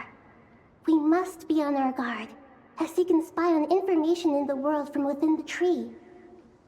Fortunately, there is no record of the Traveler in Irminsul. And you are still within Natlan's borders. My records will be preserved in the Night Kingdom, rather than the ley lines. As long as the Night Kingdom remains disconnected from the ley line cycle, the Doctor has no way of knowing my movements. Exactly. So by meeting each other in this way, the meeting essentially never happened. No wonder Paimon didn't come. You were concerned that her activity would be recorded by Irminsul. The Natlanese have heard about the situation in Sumeru. With the borders sealed off, merchants have been forced to stop their shipments. It's pretty serious, and you're the ones bearing the brunt of it. I'd like to address the question you raised at the beginning. I can offer a brief explanation, although it will sound rather cruel. I don't reach this conclusion gladly, but Irminsul predates the Heavenly Principles. It existed long ago, when the dragons of Natlan were at the height of their power. So even when the people of Sumeru became ill because of pollution, it was not a critical issue from the perspective of Irminsul itself. As long as it continues to function normally, the barrier will not be activated. But this time, the Doctor's invasion has directly affected the tree. That is what caused the barrier to deploy. The Heavenly Principles established a rule that when Irminsul is plunged into grave danger, a portion of power will be reserved to isolate Sumeru. That way, even if Sumeru is destroyed, the outside world at least has some time to catch its breath. We'd certainly need it. The Heavenly Principles created almost everything that exists in Teyvat today. To them, preserving the existence of the world and its inhabitants takes priority over protecting Sumeru. Meaning, protecting Sumeru now falls to you. Yes. My own power may be limited, especially compared to yours. But that doesn't mean that we're just gonna sit around and wait for the end. If necessary, I will utilize any and every means at my disposal. Nicole of the Hexen Circle didn't say exactly what this meeting was about. But after hearing everything you've said so far, I think I can guess where this is going. That's right. Nahida and I discussed it at length. We both know how presumptuous this is, but... You need the Pyro Gnosis, don't you? Yes, you guessed correctly. Originally, I only intended to borrow it, but the situation is far graver than I foresaw. So instead, what I ask of you is to please give the Pyro Gnosis to Sumeru. Why do you sound so nervous? There's no need to be shy. Surely a Gnosis is pretty important to a god. I guess, but it's not as if losing it would suddenly render us powerless. But I'm sure you don't need me to tell you that. With all the nations you've traveled to, and all the gods you've met, you must have realized that by now. As far as I'm concerned, a Gnosis is basically an elemental energy enhancer. But I don't usually use it. You know me. I like to think I'm pretty strong without it. Yeah, not about to dispute that. So you see, you don't need to sweat it. Here, take the Pyro Gnosis. Huh? Just like that? Uh-huh, just like that. To tell the truth, I've always toyed with the idea of giving it to someone who needs it more than I do. I know you accompanied Nahida here to try and increase the chance of success. It's a good thing you did, because your involvement is one of the main reasons you've managed to persuade me. Are you sure about this? Handing over your Gnosis just because of me? I won't try to quantify it, but trust me, handing over the Gnosis to Tumaini is far from the craziest idea I could think of. Besides, even if you hadn't come here personally, I think I still would have agreed to Nahida's request. Irminsul doesn't just affect Sumeru. It impacts all of Teyvat. I know all too well how difficult it can be to protect the things you care about. So logically, morally, or however you want to cut it, helping you is the right thing to do. You don't need to tell me the specifics of your plan. Where the Gnosis is involved, the tighter the secrecy, the higher your chances of success. Marika, my heartfelt thanks go to you and the people of Natlan. Don't mention it. But now, for the hard part. How do I actually give it to you? The Irminsul barrier is right in the way. I have an idea.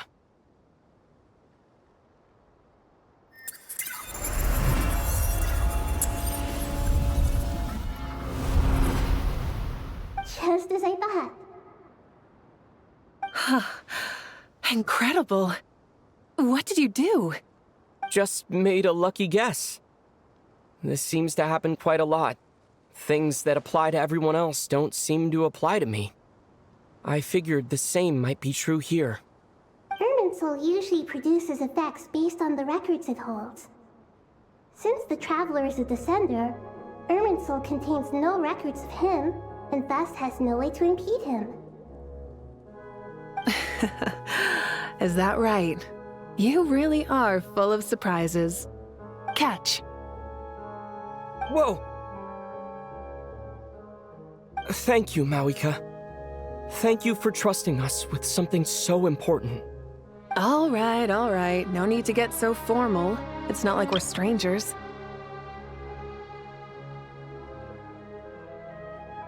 Besides, there's still one problem. You might be able to pass through the barrier, but I don't know about the Gnosis. Any other surprises for us, Traveler? Let me try something. I have the Pyro Gnosis in my hand.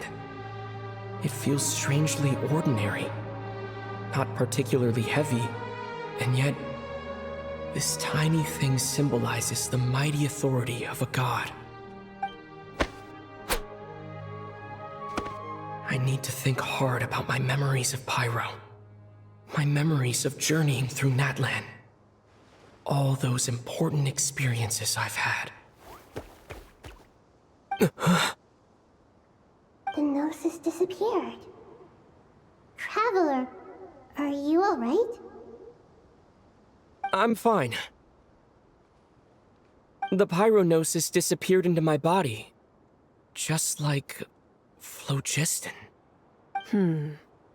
Maybe it resonates with you because you've mastered the power of phlogiston. You might not be recorded in the ley lines, but you're still our Tumini. Whew.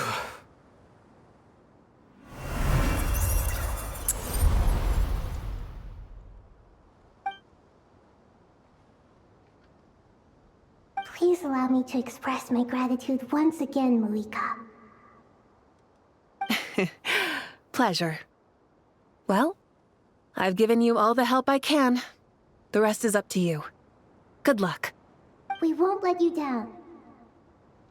Yeah. We aren't about to lose.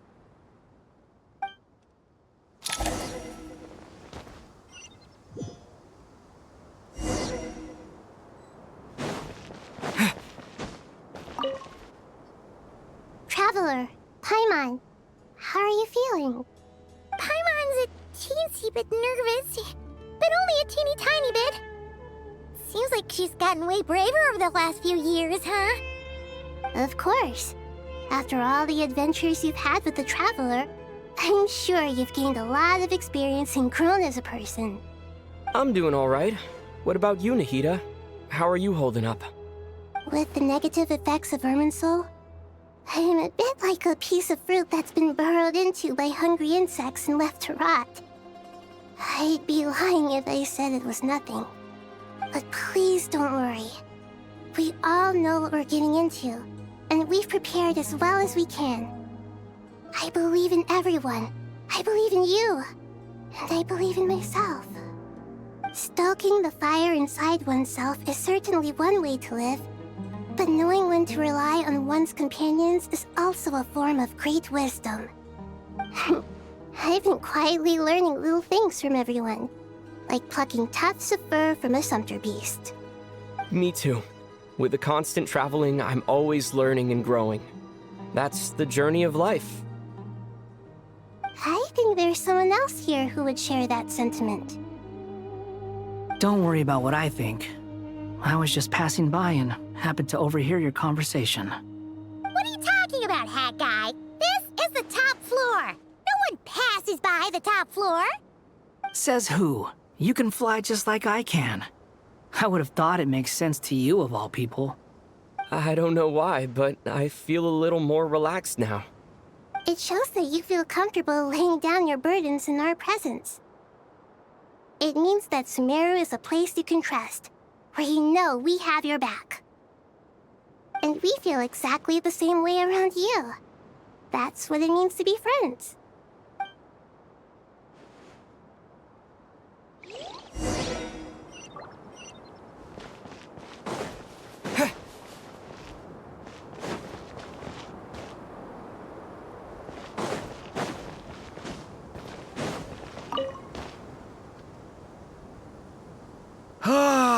It's finally done. Ugh, but I have a nagging feeling that there's something I've forgotten. Oh, there you are. Everything wrapped up on your end? Okay, fair enough. That was a pointless question. We were working in tandem, after all. You must really be exhausted. Well, it's been a busy day for both of us. When work ends, you clock out. No looking back. Yeah, we're definitely due a break. Probably a little late to start drinking now, though. I'll stick with water. Here, this one's for you. Thanks. You want a bite to eat? I can grab us something. Or wait, I think there's a stove nearby. Let me take a look. Are you nervous? A little, yeah. Unlike you, it seems. How are you not feeling at all nervous? Because everything that happens next is beyond my individual control. I don't worry about things I cannot influence. What do you mean, cannot influence? You're the one who came up with half of the strategies we ended up using. There's only so much I can do. I was only doing my duty. Was it like this last time, too? You mean with Azar and his accomplices? Yes and no. The situation back then was easier to control, but we weren't as prepared as we are this time. So the enemy is stronger, but so are we. I still vividly remember the way you interrogated me in the library after the fact. Where were you when Sumeru needed you most? If your memory is so vivid, you might also recall that it was you who came looking for an argument.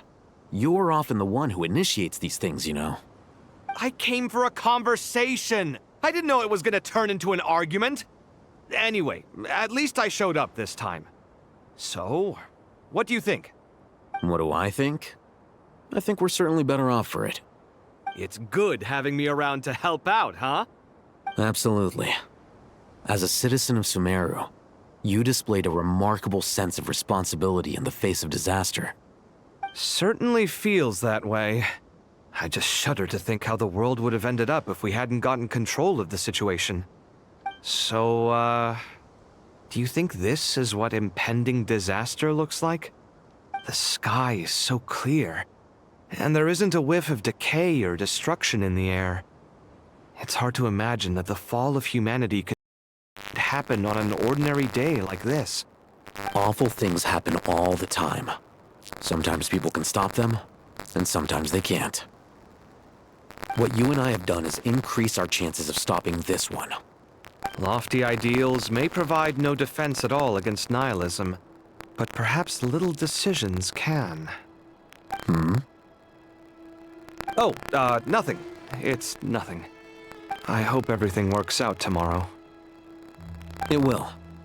As long as we stick to the plan, our chances of success are good. It's really strange. You're my junior, yet you always seem to act more like an upperclassman than I do. I think it's mostly a matter of temperament. Ugh. Walked right into that one, didn't I?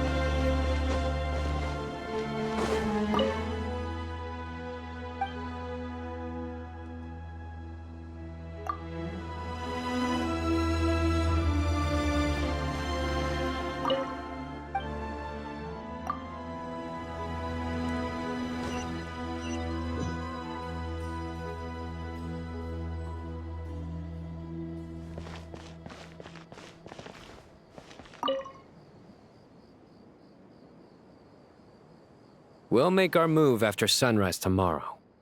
Good. Is everything ready? As much as possible.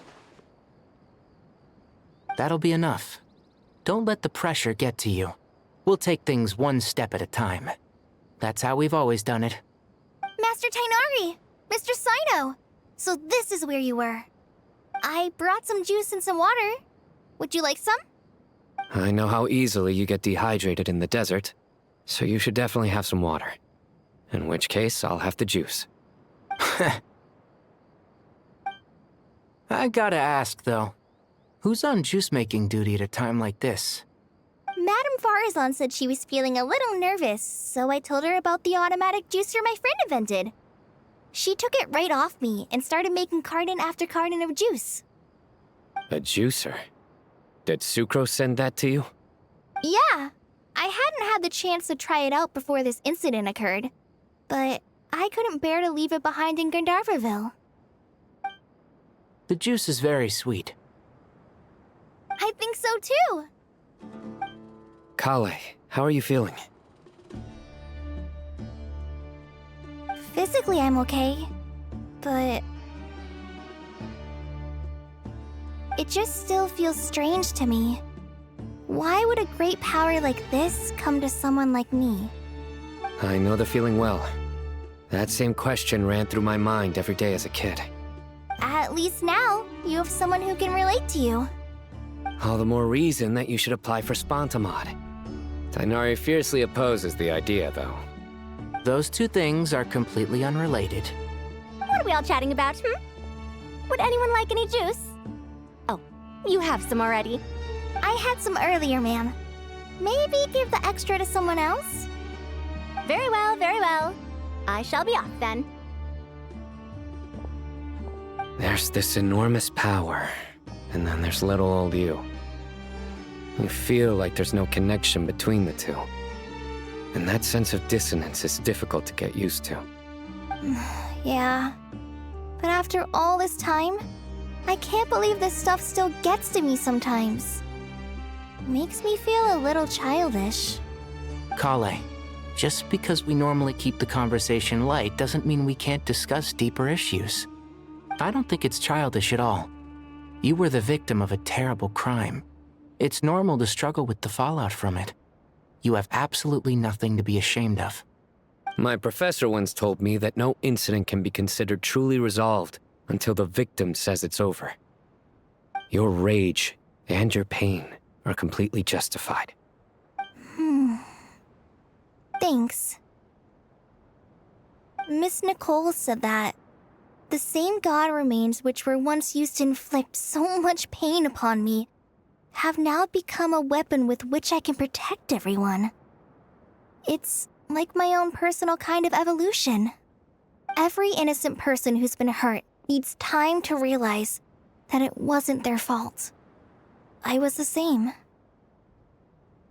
But it's all about to be over. Tomorrow, it ends for good. I don't know if you've noticed, but you rarely stumble over your words anymore, and your outlook has become much more positive. It's a big change from how you used to be.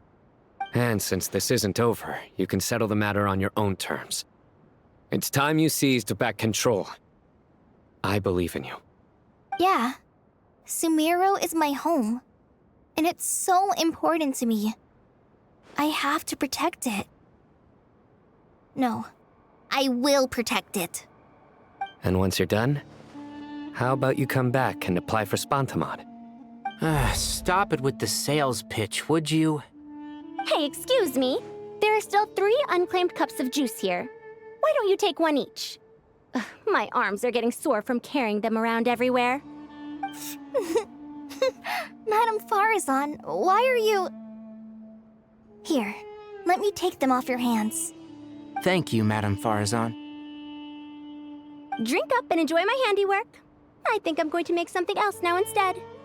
Please, try to relax, Madame Farazan. Your nerves are starting to get the better of you. I know, I know.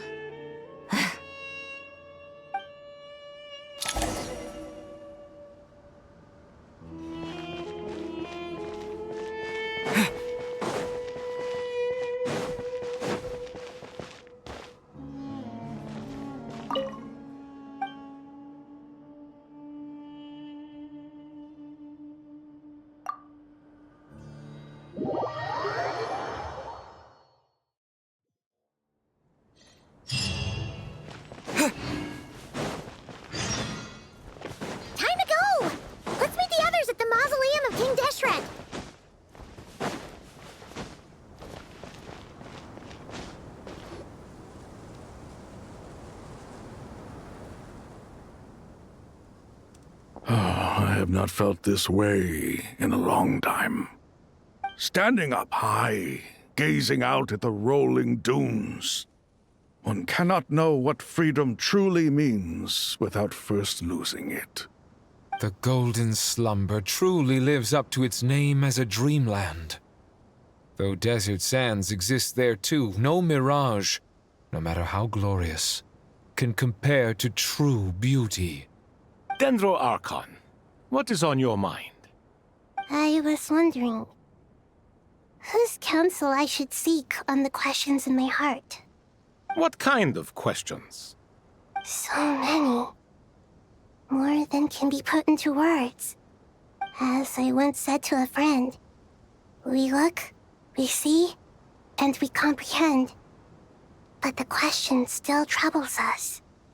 What are the many disasters that this world faces, but the sum of all irresolvable questions? The biggest question you should be asking is how to seize victory. Yes. Although, I would express it differently. I must not fail.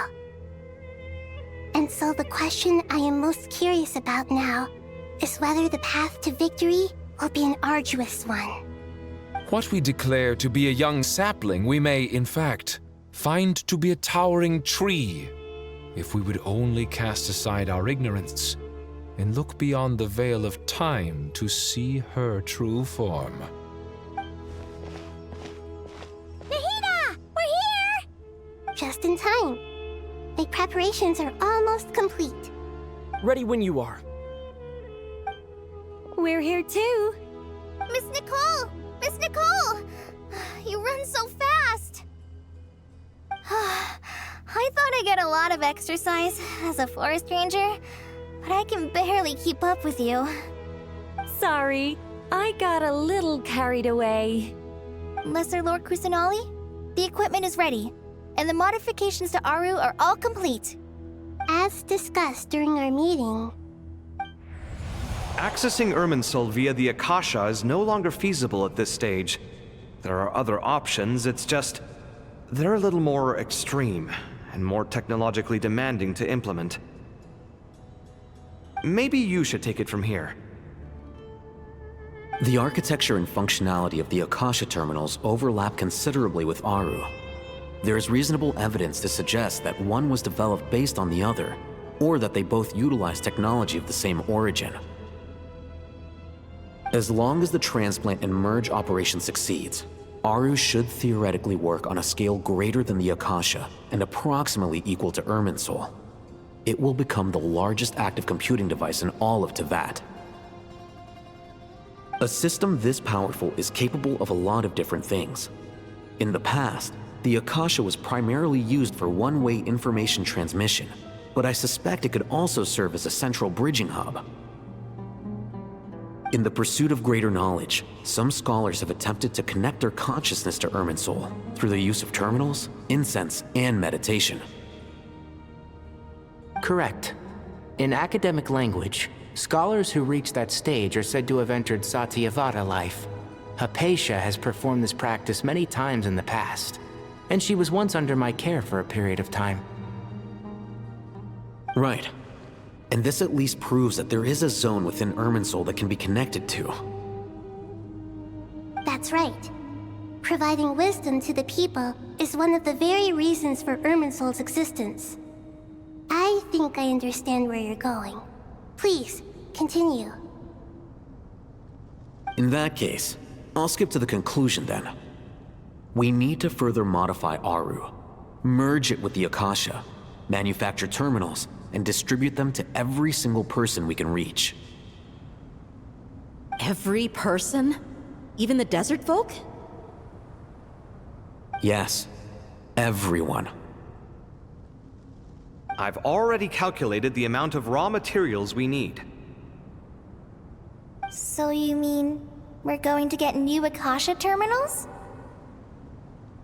Yes, but this time the people of Sumeru won't be using them to acquire knowledge, just to connect to Irminsul. That's the key. When we evacuated the city, we brought all the important assets from the House of Dana, in case we ended up needing them. Fortunately, this included the Akasha system's main terminal. We've checked all the relevant records, and one thing is certain. Nothing like this has ever been done on this scale before, so... Everyone in Sumeru is part of the plan. Whoever controls the people controls the situation. Since this function of Irminsul was introduced, it has only ever been made available to scholars, who don't constitute a particularly large group of people. But by expanding the scale to include all the people of Sumeru, all the individual connections will stack up to create a significant load on the system. Under normal circumstances, Irminsul would be able to cope with the additional load. But with it already being under strain from other activities, its remaining capacity is limited. Thus, it might be possible to shut it down completely by overloading it.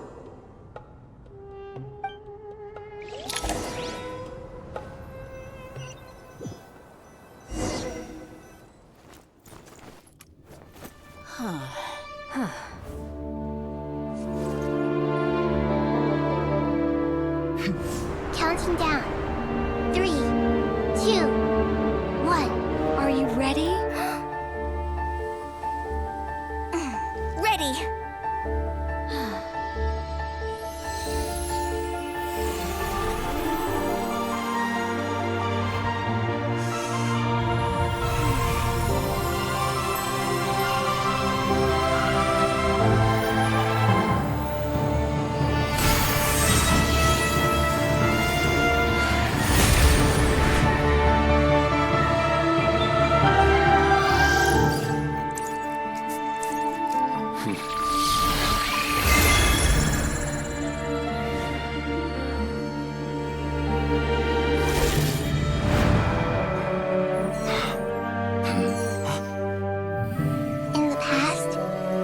People sought knowledge, they turned to the Tree of Wisdom.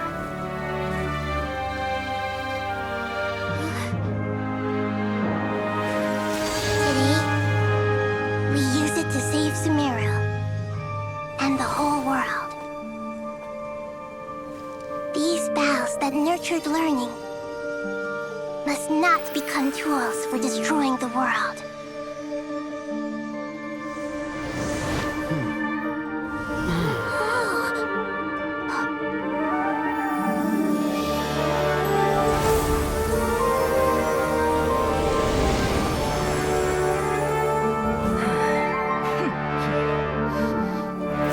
Stop.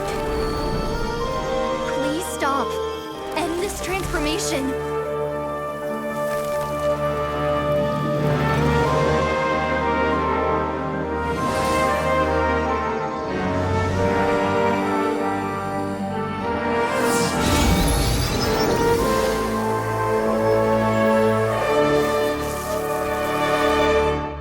You would shut down Irminsul just to stop me? You fools. I have all the time in the world.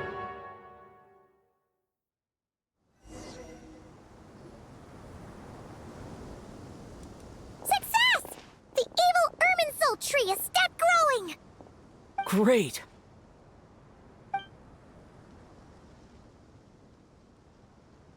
What a display of true courage! The courage to think and the courage to act! I never thought I would witness the shutdown of Irminsul with my own eyes. Perhaps this is human wisdom in action? Indeed, only humans could do such a thing. Gods are few and far between. What was once created for spreading knowledge is now used for another purpose. A rather ingenious plan. I am grateful to you three for your help. Only thanks to you were we able to extend Aru's interference capabilities to cover all terminals. Now, nobody who wears a terminal will have their activity accurately tracked by Irminsul. No matter how many eyes Dottore possesses, he will not be able to see us clearly. Now for the next step. I will need the help of your supreme powers once again. How might we be of service, Lord of Dendro? I need to reach the Eternal Oasis immediately. Right now? In that case, Ibis King, would you agree that this is a fine opportunity to dust off our old tricks? Never. I assume you have that chess set with you? You mean the one you gave to me as a gift? Asking for it back, are you? How could I? You misjudge me. I just wanted to show you another way you can use it. Connect to Safhe Shatranj.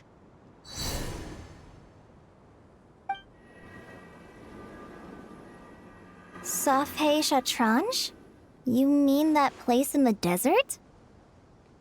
Thoth's chess set gains its power from the chessboard laid out in the desert by King Deshret and ourselves. All ceremonies conducted using the chess set must be activated via Safhe Shatranj. In other words, the chess set is an extension of the chessboard. In the past, moving a chess piece was a sacred and momentous act. Transfer initiated. Entering live combat mode.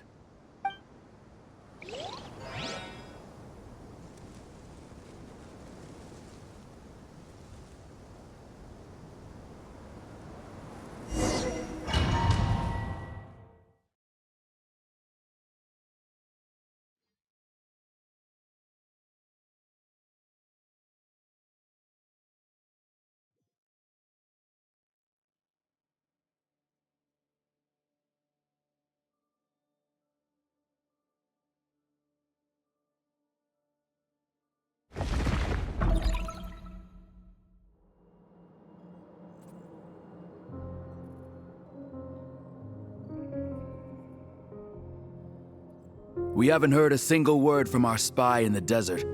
I'm afraid he might have been captured. Never mind. But we spent years turning him. And a lot of Mora. Nothing comes for free in this world, but the loss is not without its purpose. For a small price, we have wasted a precious amount of the limited time they have. Quite a bargain, if you ask me.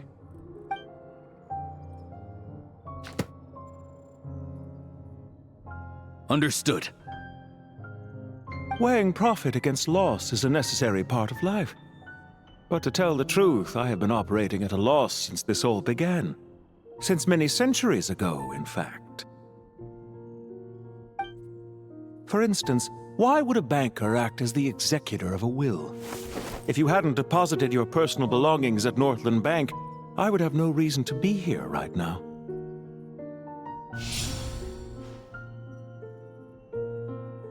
Dottore, I've placed your final data backup into the ley lines as per our contract. I trust we are now square for the safe deposit fees you paid. Is it not a little petty to split hairs like this, given our amicable relationship? I consider sound bookkeeping a matter of principle. Do not forget that you only live to see this day thanks to me. In fact, every day of your life since you met me, you've been living on borrowed time. Why, that's hardly a fair assessment. I will concede that my survival was perhaps at your whim, but I became a harbinger on my own merits. Managing money is not like other professions. Mine is not a role I could have acquired based on your recommendation alone, and certainly not one I could have lasted so long in without genuine ability. The information stored in the ley lines is quite comprehensive. Rest assured, I have not forgotten how strong your pride is. Well, I presume you have no sense of fragmentation while talking with me. How could anything possibly go wrong with such strict measures in place? The remainder of your soul was split in two, with one half sent to Nodcry and the other stored in the most secure vault of the Northland Bank. Though I must say, your disdain for the other segments is quite amusing. Zandik is you, and you are Zandik. Zandik created the segments, yet you, a segment yourself, reject him. That is, Zandik, created segments of various ages in his later years. To achieve this, he had to freeze time and part with a portion of his soul. But as constructive as it sounds, it erases my uniqueness. If each segment is equally me, then by the same token, none of them are truly me. A soul living forever in the past inevitably holds different views than he did in his later years. The same thing that completes me also restricts me. You too might ask yourself which stage of your life you want to be preserved at. The day your business failed? Or the day you were framed by a gang and sold off to a medical lab as a test subject? We needn't dredge up the past. This undesirable plan was eventually scrapped. Lesser Lord Kusanali was quite right. I needed an opportunity to eliminate myself. And after that, I concluded that there was no more effective plan than directly splitting the soul. Once the soul is transferred out, you will find that creating a physical body is far simpler than creating a puppet. The other half of your soul suffered a crushing defeat in Nodcry, you know. And yet in the process, I obtained the information I always wanted, did I not? Because now we finally know where the best testing ground truly lies. I once thought your ultimate goal was to ascend to godhood. But as it turns out, that was merely one of your experiments. Experiments take many forms. Most people are too eager for success, too fixated on the end goal. They forget that the experimental process itself is just as important. A suspiciously vacant seat, a new face. I trust you can put two and two together. The reason it doesn't exist is because someone tampered with the record. What can I say? After all your efforts, you really did uncover the world's secrets. So, is the new world you promised a lie? No, it never was. I am glad to be able to control Irmin's soul from within. Now I shall attempt to create a new world inside the existing one. Almost everyone faces the prospect of death, but not a single person has ever been able to experiment unrestrained in the afterlife through sheer force of will. I am the only one to have overcome this enormous challenge. Would I not be letting the world down if I didn't make the most of the opportunity to experiment? Clearly, the dividing of your soul did not affect the magnitude of your ego. Out of all the versions of you that have ever existed, this you is the most insane and the most radical. Is that why you chose to work with me? Which was it then? My insanity? Or my radicalism? Could I call myself a venture capitalist without a suitably ambitious plan to invest in? Yours happened to fit the bill quite perfectly. Well then, I must say, while I am surprised enough that you showed up at all, what surprises me more is that you chose to present yourself as my former subordinate, and not as the banker Pantalone. Why make things harder than they need to be? Exposing my true identity in a situation like this would only serve to destroy diplomatic relations between Snezhnaya and Sumeru. I daren't imagine the consequences. Showing up in the name of the original antagonist gives you the recognition you rightly deserve, while also being sensitive to Snezhnaya's predicament. It was an easy win. As for why I'm here, if you're suggesting that your credit is in the negative, I won't argue with that. Many people say that about you. I'd argue that a significant factor in your willingness to cooperate is the fact that you have but a few years of life left after my death. Living and dying together has a way of binding two parties together rather closely. Is it not true that a relationship should be judged by both the positive and negative returns it yields? So some of what I said actually made it into your head after all. It's true that I hope you don't die too soon, but don't you find that a strange thing for me to say? After all, you've already had quite a long life, especially for a human being.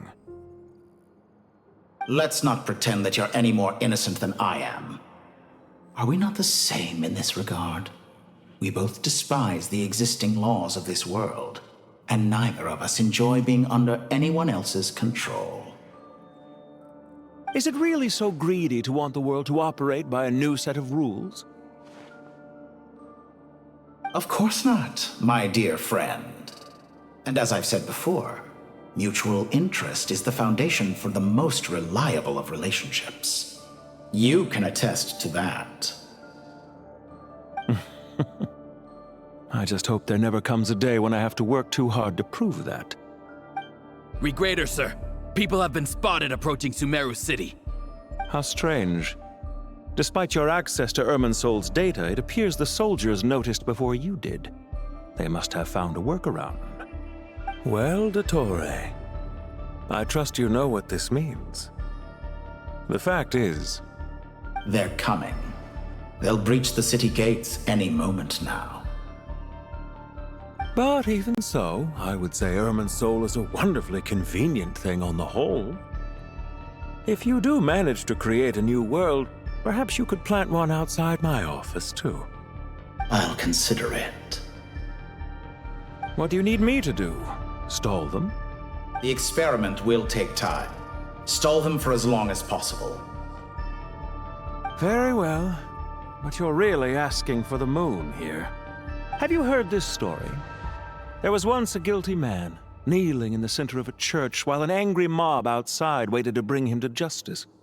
He pleaded with the gods, begging them to grant him one final request, the chance to finish confessing his sins before he was sentenced. Many suns and moons passed, seasons changed, and still his confession continued, as if he intended to speak until the end of time. Are you suggesting I worship you as a god? Or were you hoping that I might confess my sins to you? Certainly not the latter. That would make my life miserable indeed.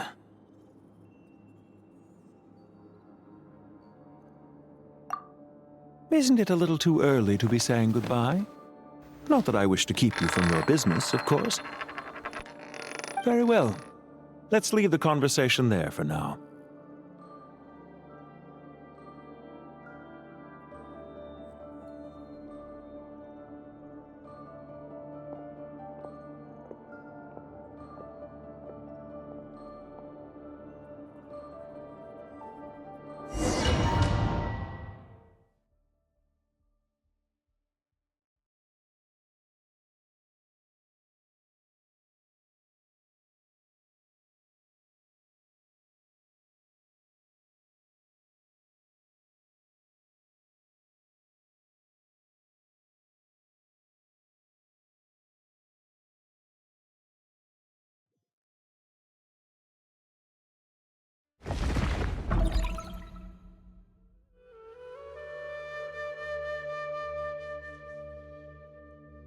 The power of King Deshret's 7 pillars is truly remarkable.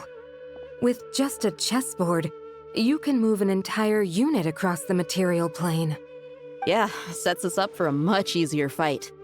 Really makes my day. The last time we stormed the city, it involved a lot more running around. I wonder how many people can say they stormed a city twice in their lifetime. I was just thinking that. I've definitely had more than my fair share of unusual experiences in my life. This is my first time here, actually. We never usually leave Gandharvaville. I hope this will be my last time. Does everyone have to chime in? Can't we just fight? What an amusing comment, my dear lady. Yet humans often alleviate tension via small talk, do they not? Whoa! Why is Candace's shield talking? Because the image on her shield is one of me. And I, of course, can appear wherever I wish to. Huh. Well, la-dee-da. Isn't that fancy? Could I get in on this? You wish for your gauntlet to speak? Why, certainly. Ahem. I think you'll find that it is I whose image is carved hereupon. Thanks. Definitely feel stronger now. You're welcome, my lady. I am glad to lend you my power. Sino, what's the situation? There are troops stationed at every entrance. As we expected. A frontal assault will suffice. Everyone, stick to the plan. We'll take the main entrance. You head for the House of Dana's side door. Move out.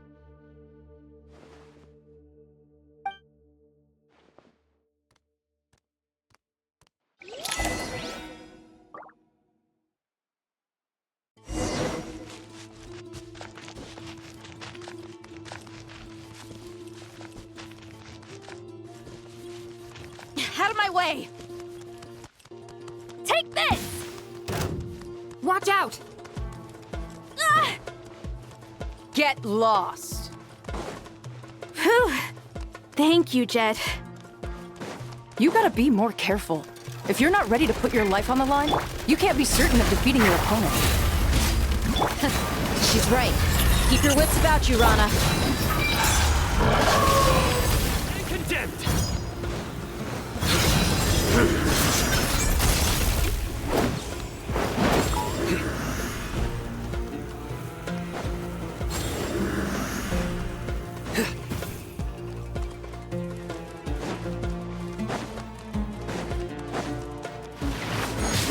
Bisenko.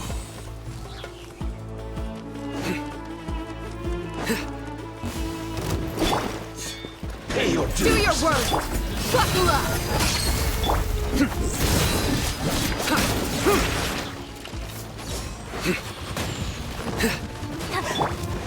Yield. Surrender. Grant us your blessing.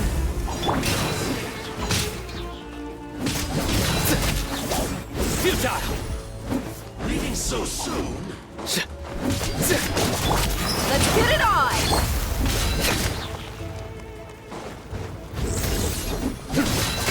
You can't run from death. Take them out and secure the harbor. Reinforcements will arrive by water. Consider it done. Show no mercy. Buckle up! Ha! We shall prevail! Wait! Surrender! This forest belongs to us. Take cover. I must counterattack. Futile! The loneliness of death. Let's get it on! Gloves off! Pin them down! Nowhere to run! Through me, justice is served! Guilty!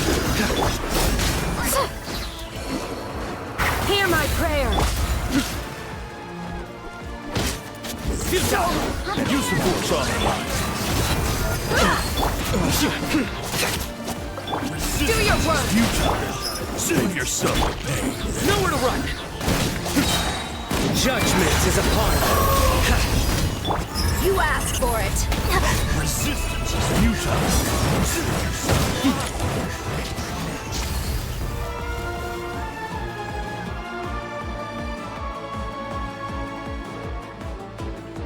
Waterway secured. Brothers! Sisters! Perfect. Just in time. Welcome. Once we've linked up, we'll continue the advance. The team has arrived at the north entrance, as planned.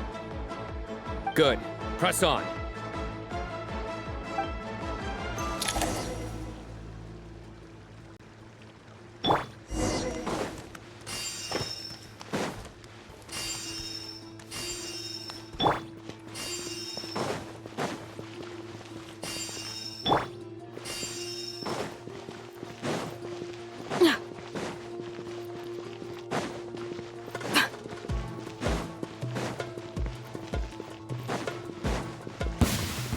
Oh, we got ourselves a you're straggler. here to play with me? Yeah. Let me amuse myself a little.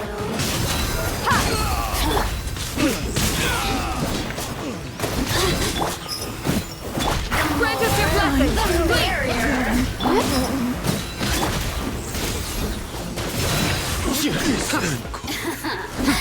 Let me amuse myself. Look at me. Your skull! Lots off! Futile! Your sins weigh upon your soul! You stand condemned! Take too long.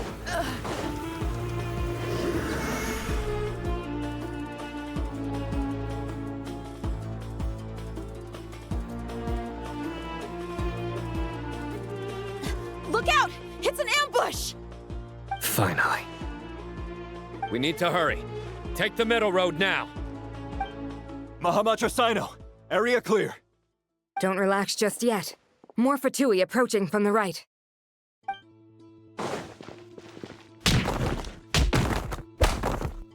Irminsul cannot track our movements. If necessary, we could split up. Don't worry. We'll wipe them all out. As you can see, our people came raring to go. Good, good.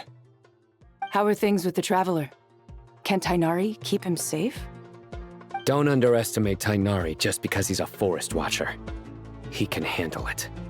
All right. You know that's not what I meant.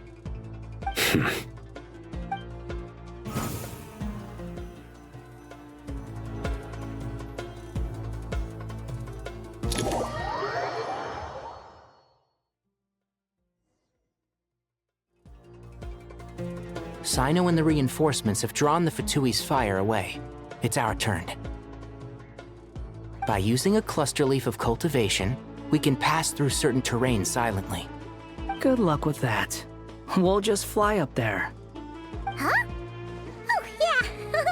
Paimon forgot she could fly. Ready? Ready.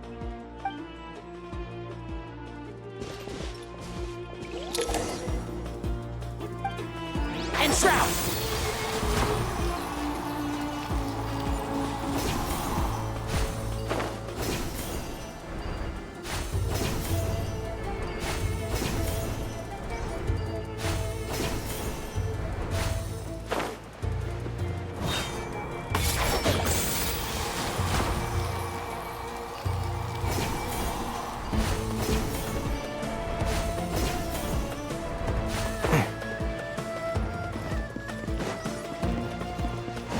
Keep up.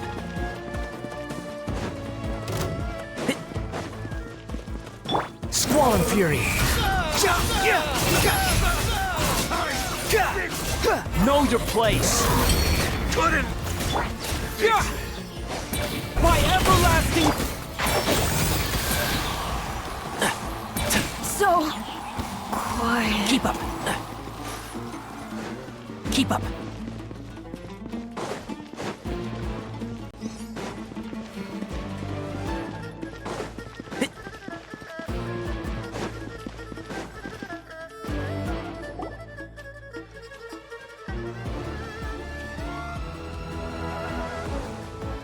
Fatui soldiers up ahead.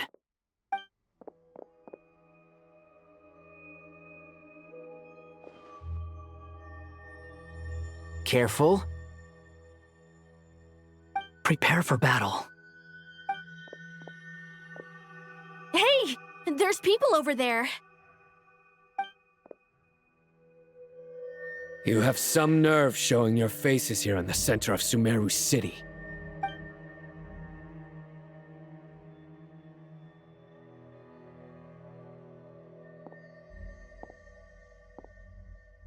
You're right on schedule.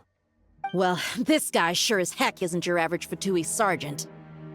They've stationed quite a few people nearby. It definitely looks like they were waiting for us. But something feels off. Everything about this guy feels too deliberate.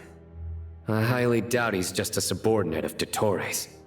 And he's no mere sergeant. Whatever his rank is, it's high. Much higher than we thought. So you've been waiting for us. But it looks like you're geared up for a conversation, rather than a battle.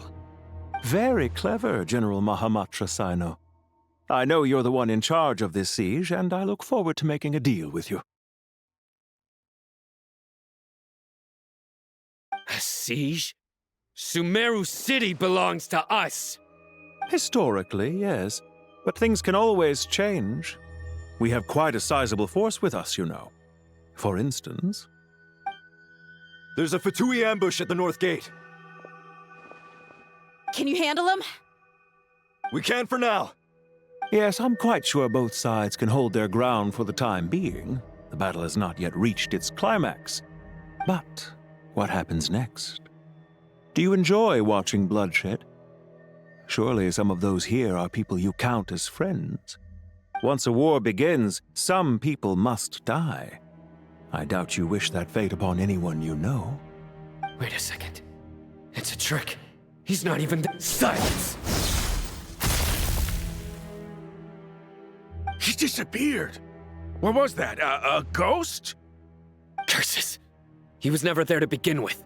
That was just a shadow projected there to lure us in. Enough talk! Attack! I apologize for being unable to accompany you at this crucial moment, but I am compelled to leave for reasons beyond my control. Please excuse me. Sumeru's General Mahamatra is quite ruthless. It's a good thing I wasn't there in person. Your illusion held them up for a time just fine. But now that they have seen through it, they will realize you were just a decoy. Decoy or not, what matters now is that they will be heading your way imminently. Not imminently. They are already here.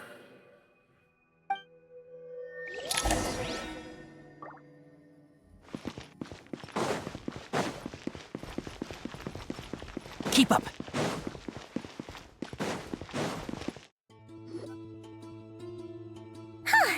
We made it!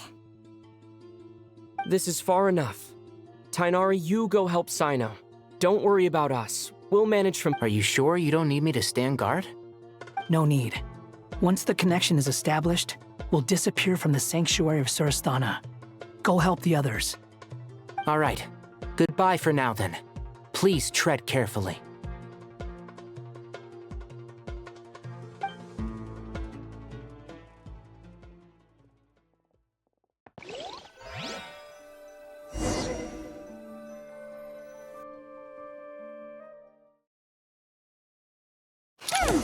Now where's the interface Nahida mentioned? Come on, where's it hiding? Found it. It's over. We can connect to the inside of Irminsul through the Sanctuary of Surasthana's built-in security system. You should be pretty familiar with the process. Is it the same route as last time? For the most part. We don't need to adjust any of the parameters. Then I should be fine. And Paimon? Once you're both ready, we'll set off. Wait! The stakes are way higher this time, right?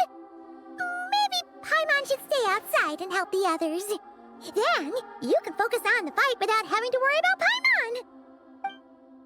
Huh? Why are you staring at me like that? It's nothing. I just suddenly realized how much you've grown. Hey, you've grown quite a lot yourself. Don't you two start getting into it again. Well, anyway, Paimon thinks she's pretty knowledgeable. Who's the best guide into Vatican? And don't forget, Paimon's a college student now. If we say Alhatham's not a weirdo, it's hard to explain how he came up with the idea of you applying to the academia.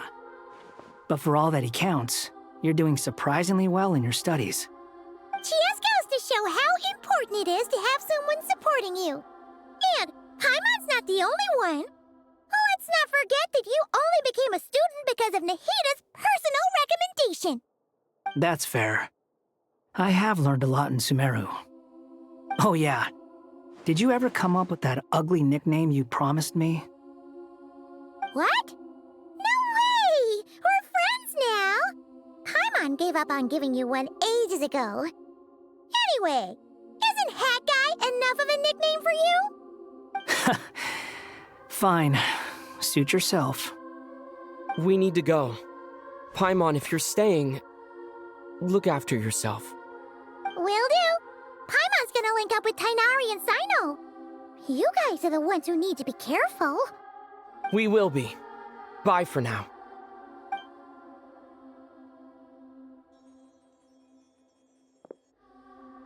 Initiating connection.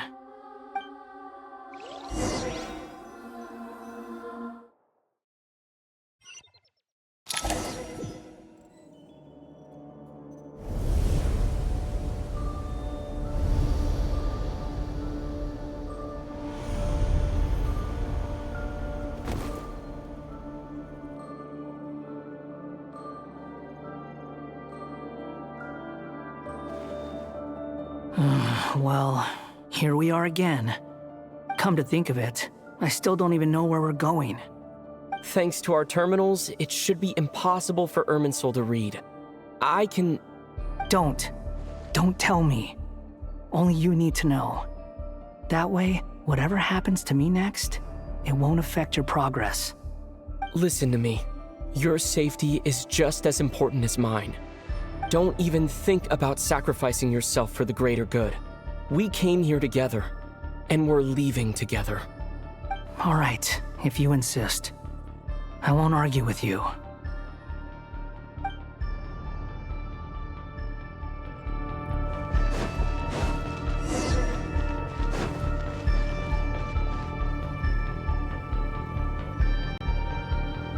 This place looks so different from how I remember. It's unrecognizable. It's a complete mess. Like someone's turned the place upside down. Must be Dottoro's doing.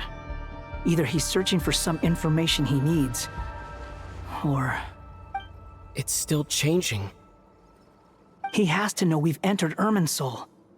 But luckily for us, he can't pinpoint our location. Be on your guard. Don't let him find us. The red parts have probably been corrupted by Dottoro's power. Don't touch them, or you might alert him.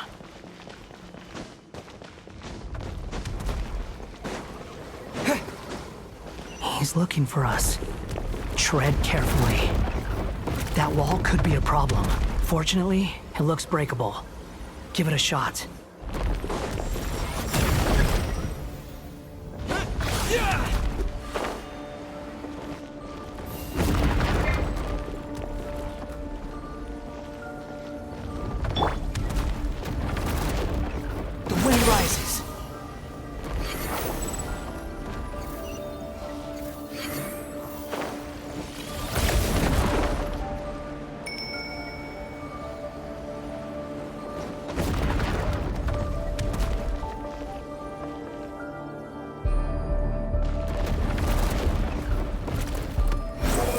Upon the gale.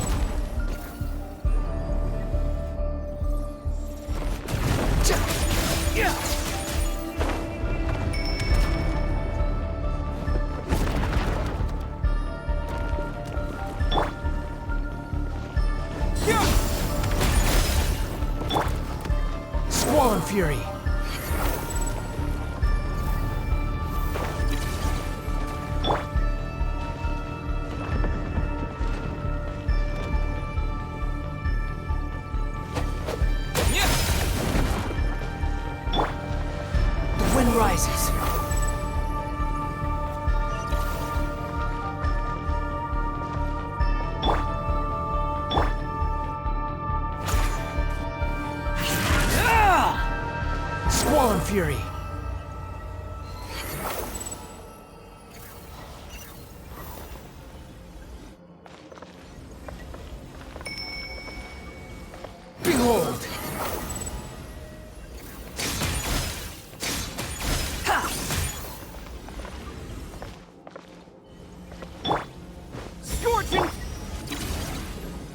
rises.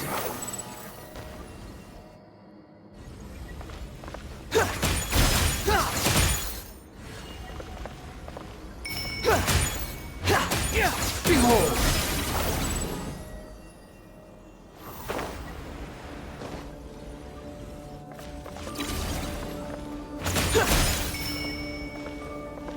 The wind rises.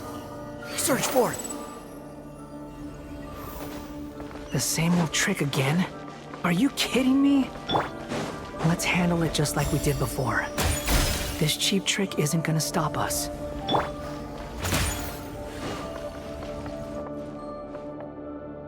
Oh no, it's a trap. Is that why he was using the same trick over and over again? To get us to lower our guard?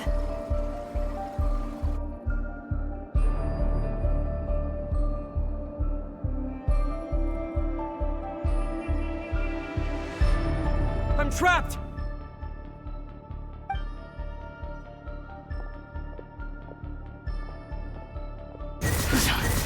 Why won't this thing budge? Hello? Hello? Can you hear? Nicole, is that you? Yes, it's me.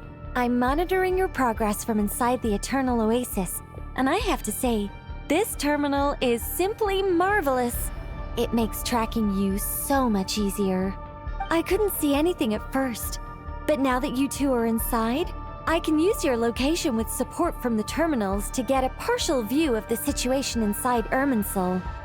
It's not the clearest image, but it's better than not being able to help at all. So, here I am. I can't intervene directly, but I can help to guide you out of the jam you're currently in. So please, just follow my lead. Dottore in his current form is a blight upon both Irminsul and the ley lines. Pay attention to your surroundings. There must be sources of his contamination nearby. The corrupted information is his means of... Is that one of them? Precisely. Take it out. Good work. But we're not done yet. Stay close, and let's see if we can find any others like it nearby. That's far enough!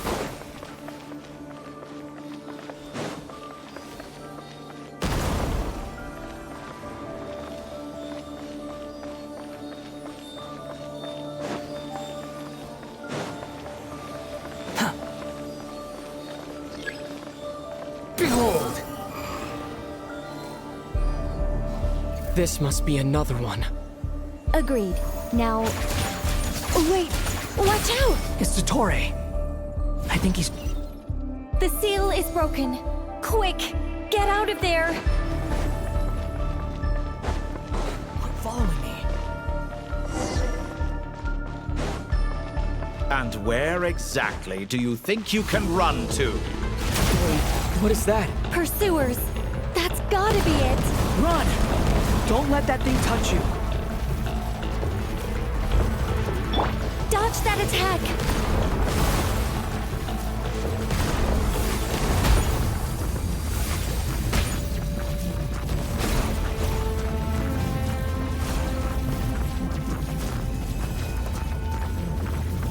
There's more than one path.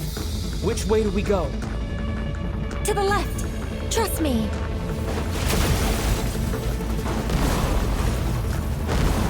Fleeing like vermin. What a pathetic sight. Hey! Watch yourselves! Stay focused!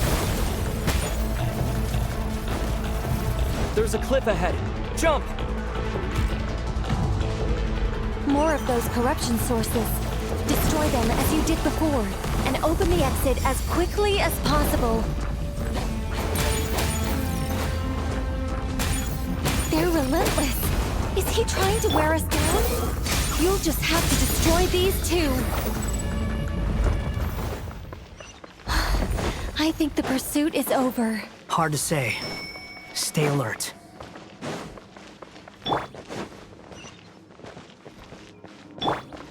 Squall and Fury.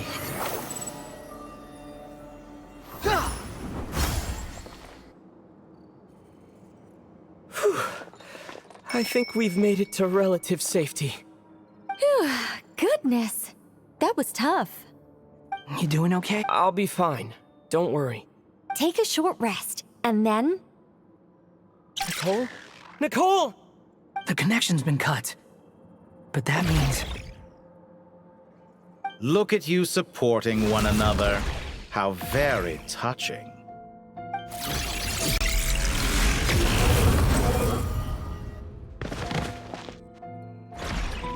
Dottore! Took you long enough to find us.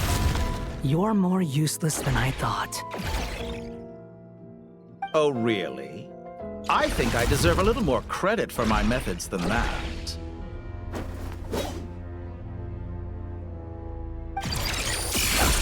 Rather than hunting you down, I chose to let you roam free.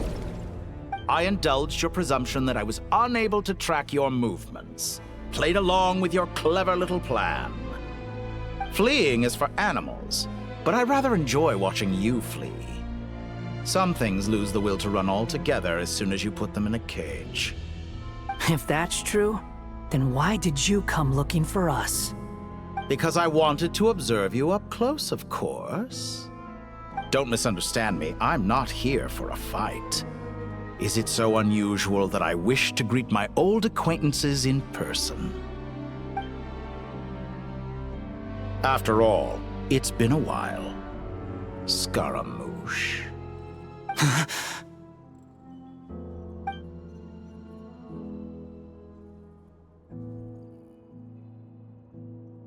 Why are you so afraid? I have done nothing unprecedented in discovering the truth. Nor did I go to any great lengths to uncover your story. You made a bold series of moves in deciding to erase yourself. And with the power of this great chronicling device called Ermin's Soul, you were able to achieve something quite remarkable. Once most people form an opinion about someone, it tends to imprison their mind. Yet you managed to erase every trace of your existence. A novel take on death indeed. However, this meant that you stood out to me all the more when I saw you in Nodcry. I didn't even have to go looking for you. Just the sight of you was enough for me to intuit the truth. For someone in my position, connecting the dots was a trivial affair. It would have been more surprising if I hadn't managed to piece it together. You seem very pleased with yourself for figuring it out. I'm sure you'd even be more delighted to learn the full extent of your crimes. That would hardly be necessary. Besides, isn't there something that concerns you more right now? Something that fills you with dread?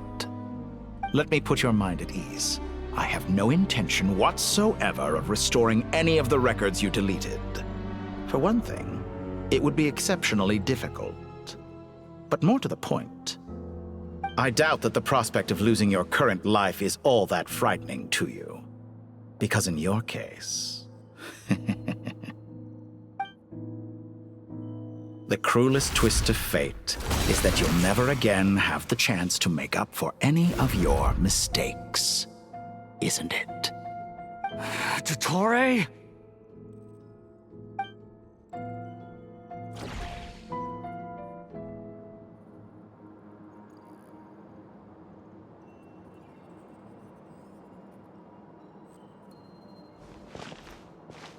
All here shall bend to my will. Behold!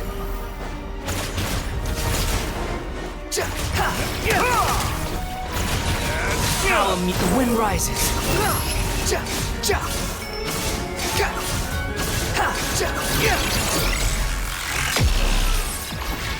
Quit following me. Time to ignite! I'm afraid you'll need to do better than that to take me down. I expected you to have grown stronger. Ah, how foolish of me. I forgot that you lack any means to increase your power. You will pay for everything you've done! Oh, will I now?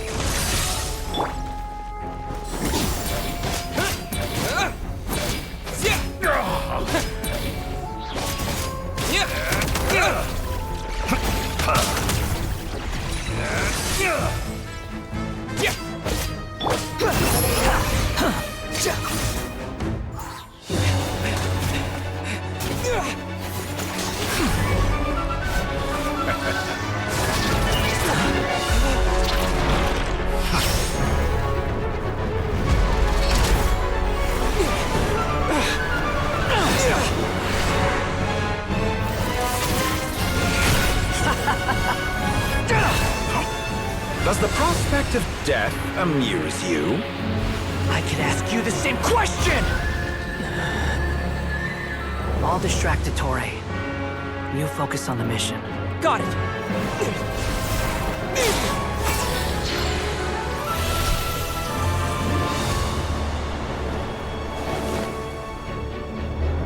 For the hopes and dreams of the masses.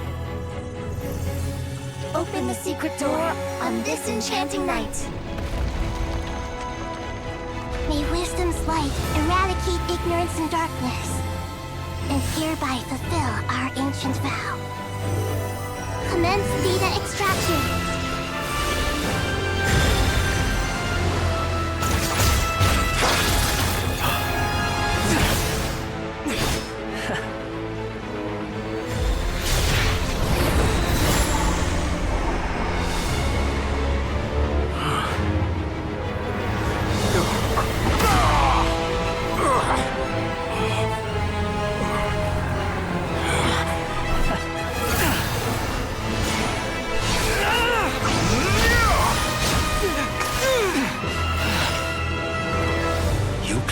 Outdated ideals and stand in the way of progress.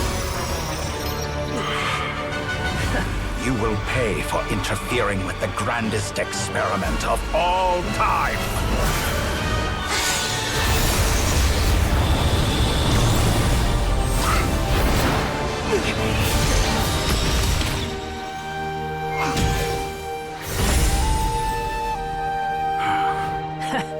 Good timing. Ettore, as clever as you are, you fail to understand wisdom. Wisdom takes many forms, but the path you have chosen eschews them all. Huh.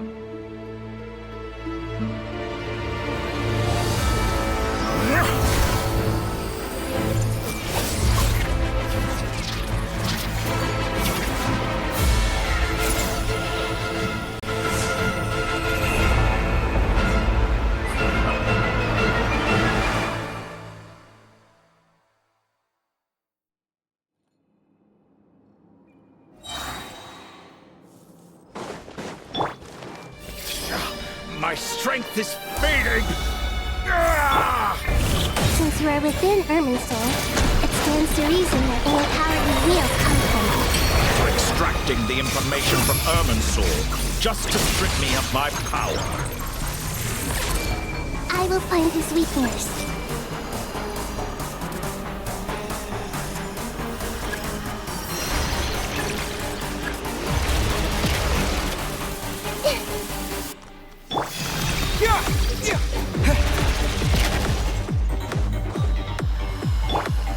Just play pretty little.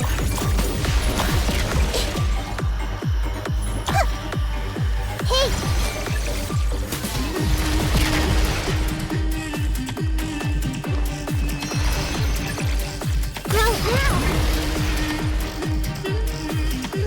I admire your attempt to introduce a new variable, but it's nowhere near enough!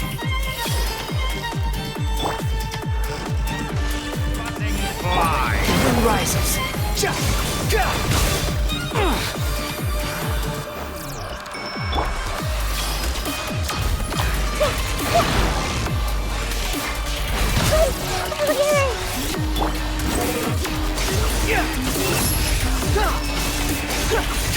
like a little buzzing fly! Trick! Time to ignite! Stop fighting! Grow!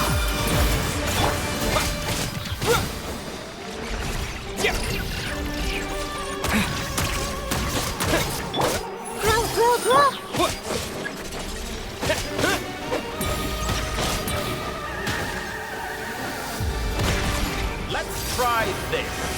Muso no Hito! How amusing. Squall and Fury.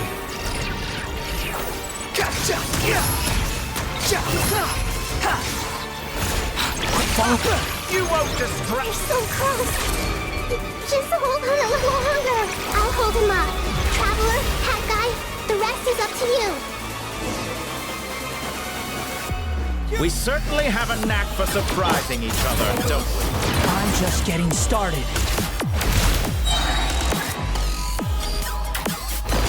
It's time! Say your prayers! The enemy is sensing, so watch your back.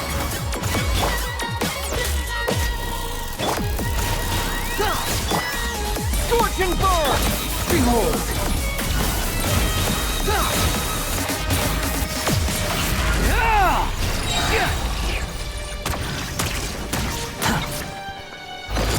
It's time! Say your prayers!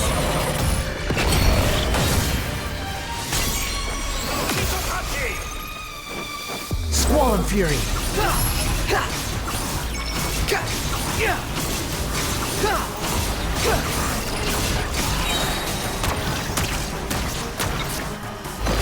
It's time! Say your prayers! Time to ignite! Primal flame! You're dead! The wind rises.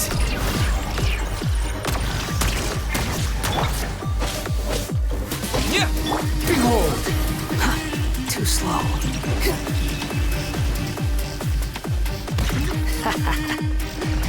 Let's try The wind rises. Luso no Hitotaki!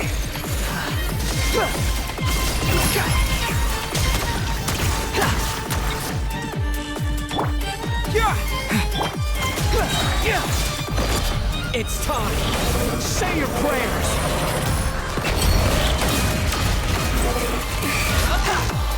Blade of the primal blade! How amusing.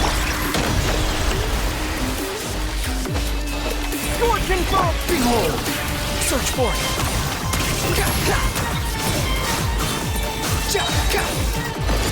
It's time. Say your prayers. Finally. Time for you to die. Excited? Time for me to die? How could I have reached this blessed death where something I feared? The last gasp struggle. It's time. Say your prayers.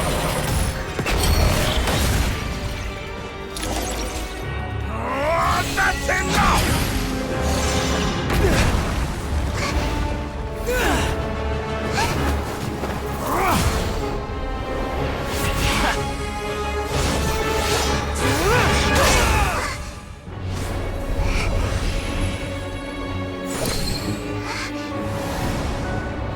It's all yours. Do with it as you see fit.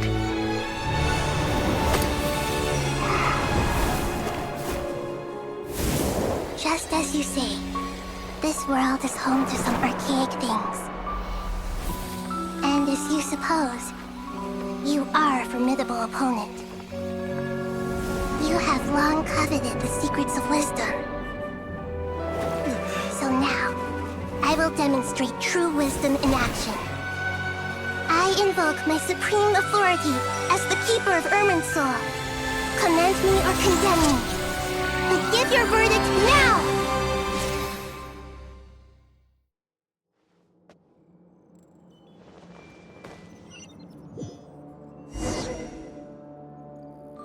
Blessed One of Wisdom, Mahakusaladhama, are you certain that you wish to exercise your authority to destroy Irminsul? It represents both your roots and your finest accomplishments.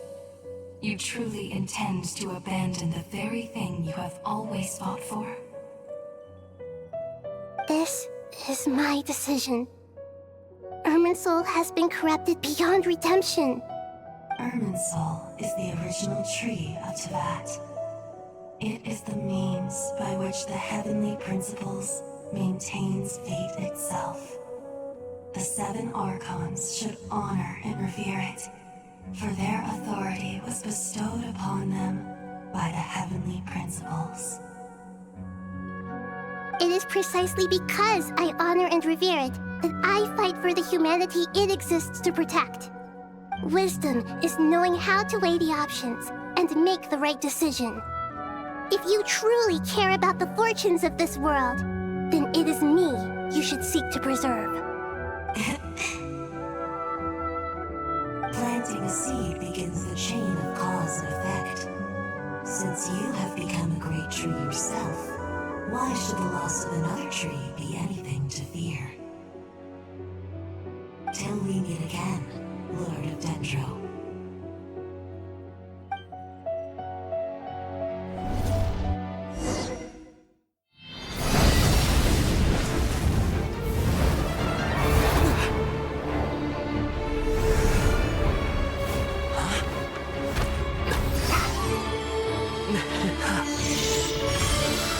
The first flame. The pure, cleansing fire.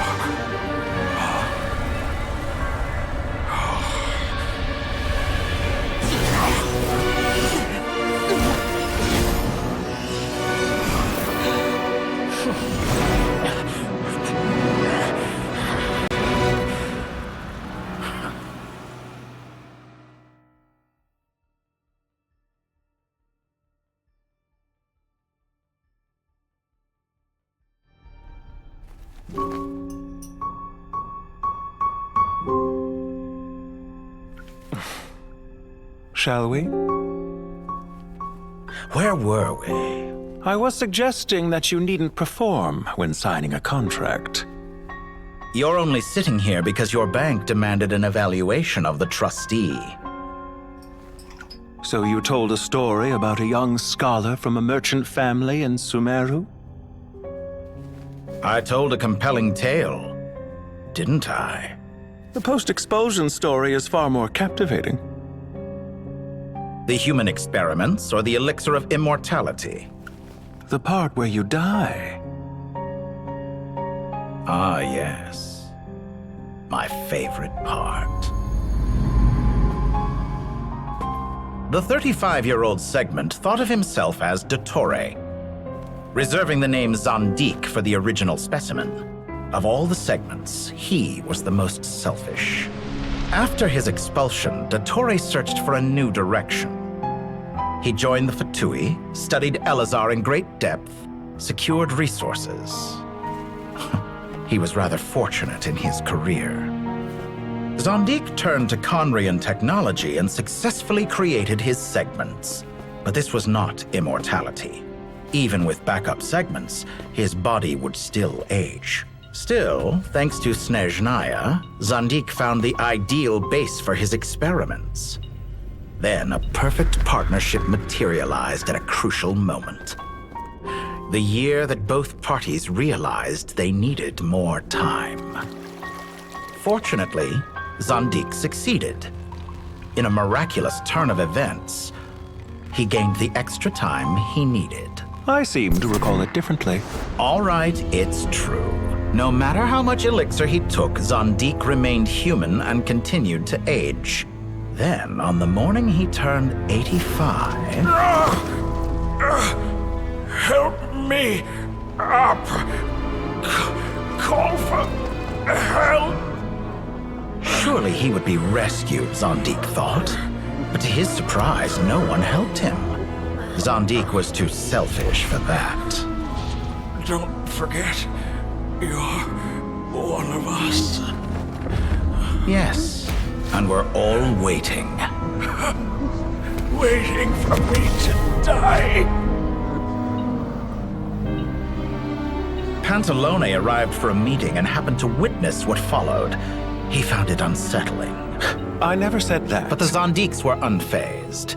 It was a rare opportunity for self-dissection.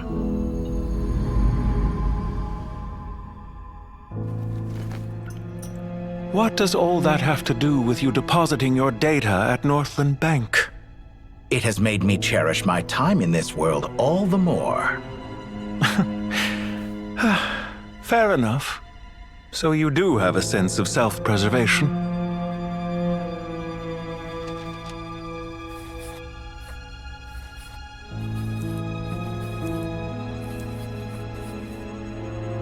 What do you mean? You're hardly normal, and you don't cherish life. You just don't want to admit defeat in the limited time you have. Even so, don't I deserve an interesting ending? I'm counting on it.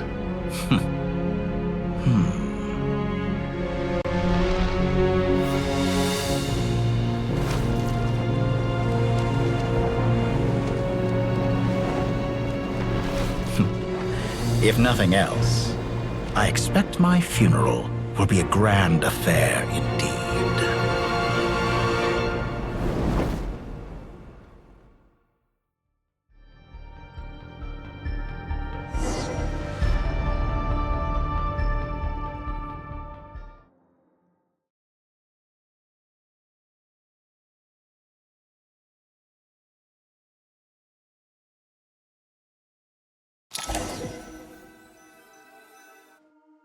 What a magnificent fire. In Snezhnaya, we light fires to ward off the cold. Fire, it seems, is antithetical to ideas such as cold, frozen, and unchanging. Perhaps it has always been that way. From the beginning, fire has been used to drive away wild beasts and warm the body and mind. You could say it's a form of treatment. One that cures the human heart of mortal fear. Mortal fear? Something you haven't been acquainted with in a long time, by the sounds of it. Whereas you, I'm sure, must know the feeling quite well indeed. I remember when we first discussed the elixir of immortality, you claimed that extending your lifespan was about buying more time. But was that really the truth? You fear the prospect of dying a wretched end in this world, don't you? Of course I do. I'm only human, after all. And while you may have forgotten it, you cannot deny that you too were once human, Dottore. I do not believe that there is no such fear in your heart. Perhaps you are right. But I abandoned it long ago and devoted myself to my experiments. I have felt no fear since. From the very beginning, I never thought you could win this game. But still you came, contract in hand, to honor our agreement.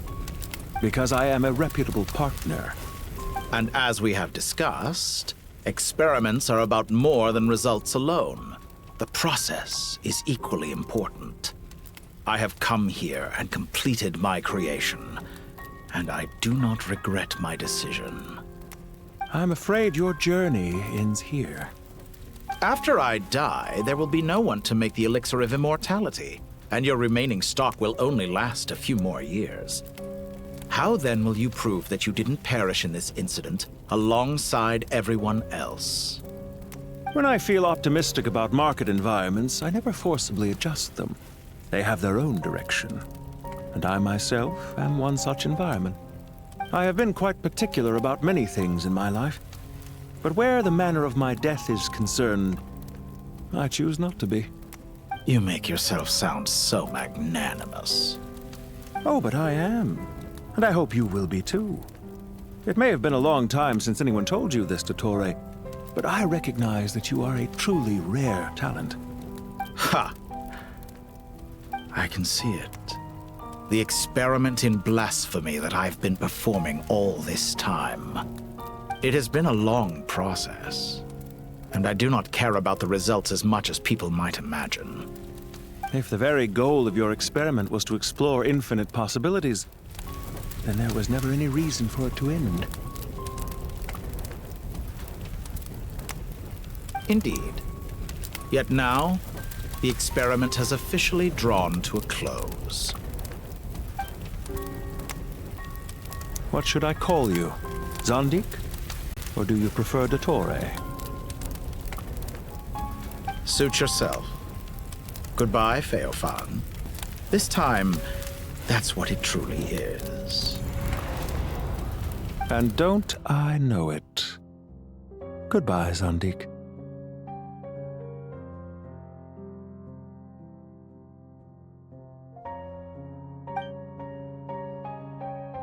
I could have carried out many more experiments, But to me, Lord of Dendro, this outcome is certainly not the worst.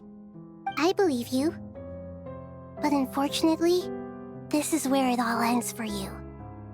This experiment does not belong to you, nor do any of the results. Experiment.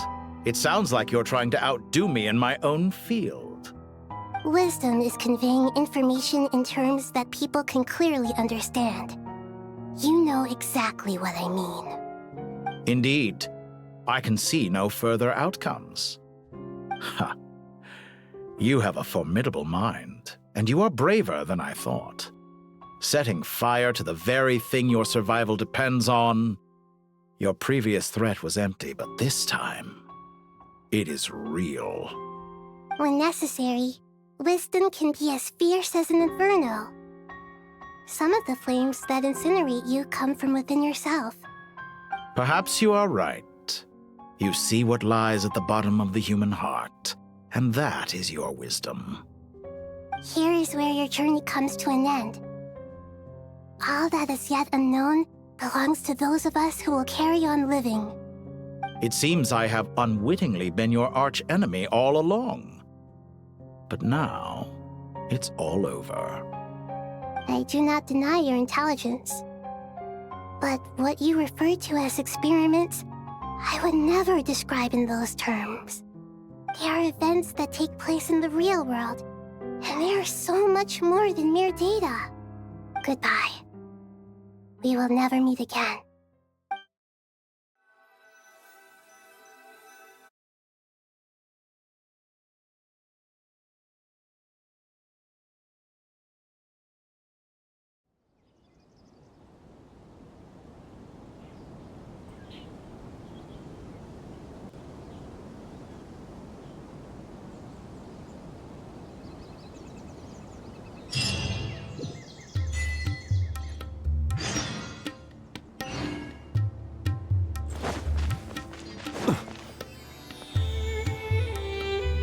Well, that's the last of them. Everyone on the list is already back where they should be.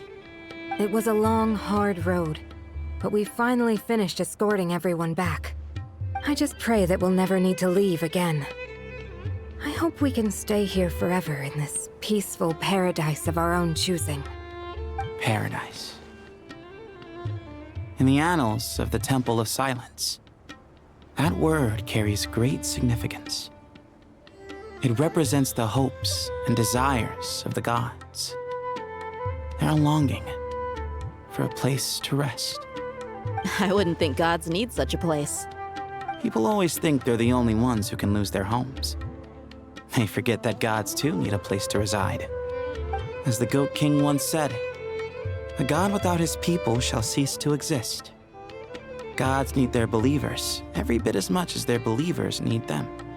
Only we can truly understand how much the desert faith has faded over the centuries. But we still talk about the gods as though they're part of our lives. Given the myriad ways in which gods and humans interact, I'd say they really are.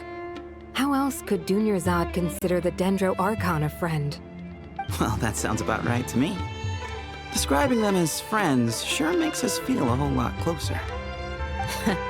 If you told me a few years back that I'd have this many friends, I'd have called you a liar. Belief is a choice, just like friendship. We've made our choices through battle.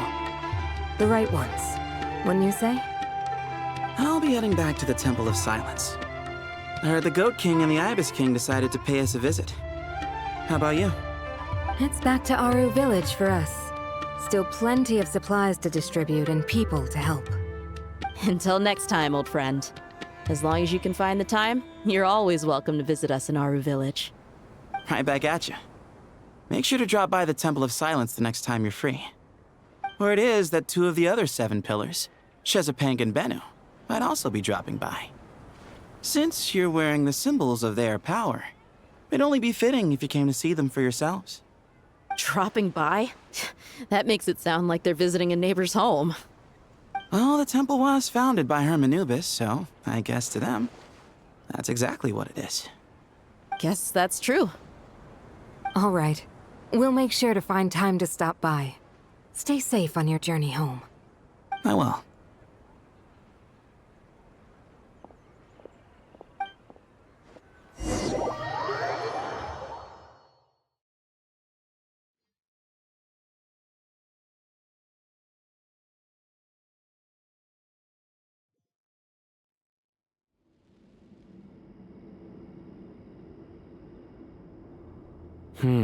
You do have a point.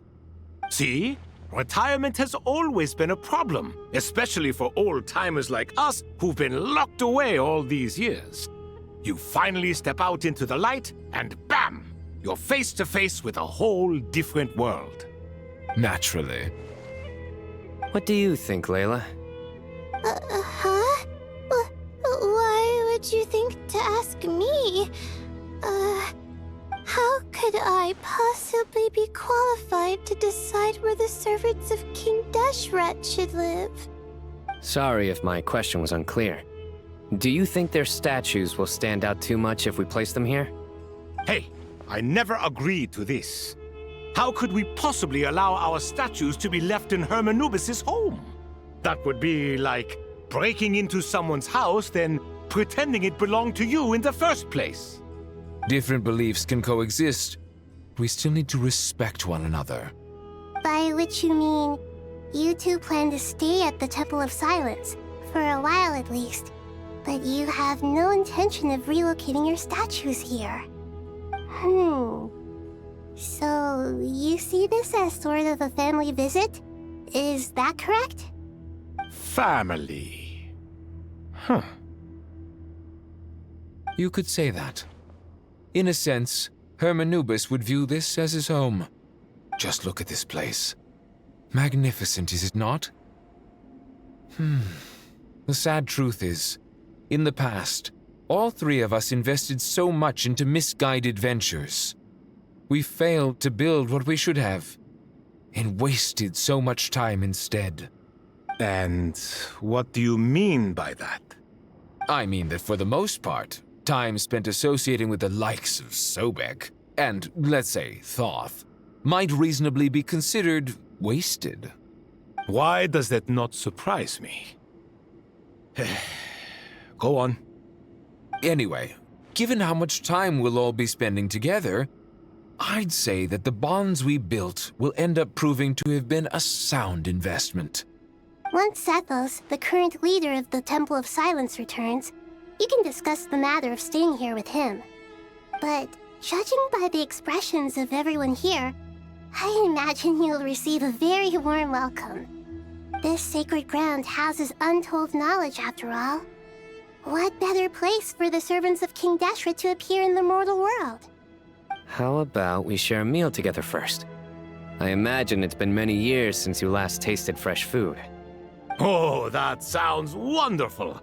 After so many hundreds of years, I can only surmise that desert cuisine has become a lot more varied. Are we having a get-together? If you'd like, I can help prepare some food. After all, Lord Thoth, you helped me so much in the desert, and I still haven't properly thanked you. Oh, my, that would be wonderful. I'm touched that you still remember. How the times have changed! To the people of today, it seems the Ibis King has become a kind and passionate god. And you, Mr. Herreshoff? What kind of god do you wish to be? To be honest, I haven't given it much thought. How about you, Dendro Archon? Do you have any hopes for your future? Me? I'm very happy with my current life. Forgive my bluntness, but you do not seem to derive your authority from majesty and might, like Lord Al-Ahmar.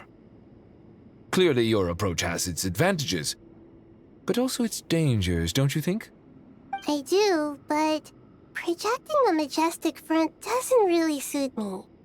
Besides, my relationship with others isn't simply one of a god and her people. Not putting on airs might earn you more adoration. Exactly. Besides, I really like parties where everyone brings their own food, and we all come together to share. You should join us. I'm sure you'll find it fun. Last time when we got together for a picnic near the Avidia Forest, it was quite the occasion. Seeing as you're already here, how about we hold the next one in the desert? Can we do that? Wouldn't Tainari have to transport a ton of drinking water? Don't worry, I can help out. Layla, would you like to join us next time? Me? Sure.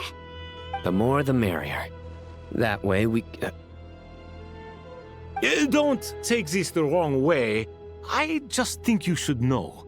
When it comes to passing the time, chess is more our thing. In that case, Dendro Archon, what do you say? If I were to compete against you, I can't say with certainty I'd win, but I certainly wouldn't mind giving it a shot. Where's Sobek? I'm sure he'd be good for a few rounds. Cards, cards, cards! I'll always prefer chess.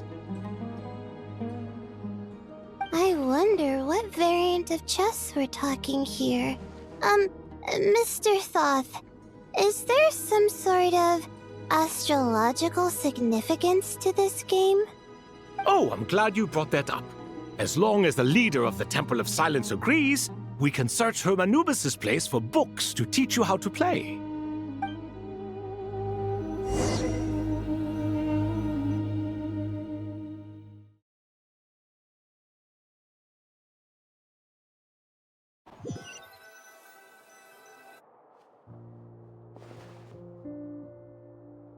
Such devastation visited on Sumeru City.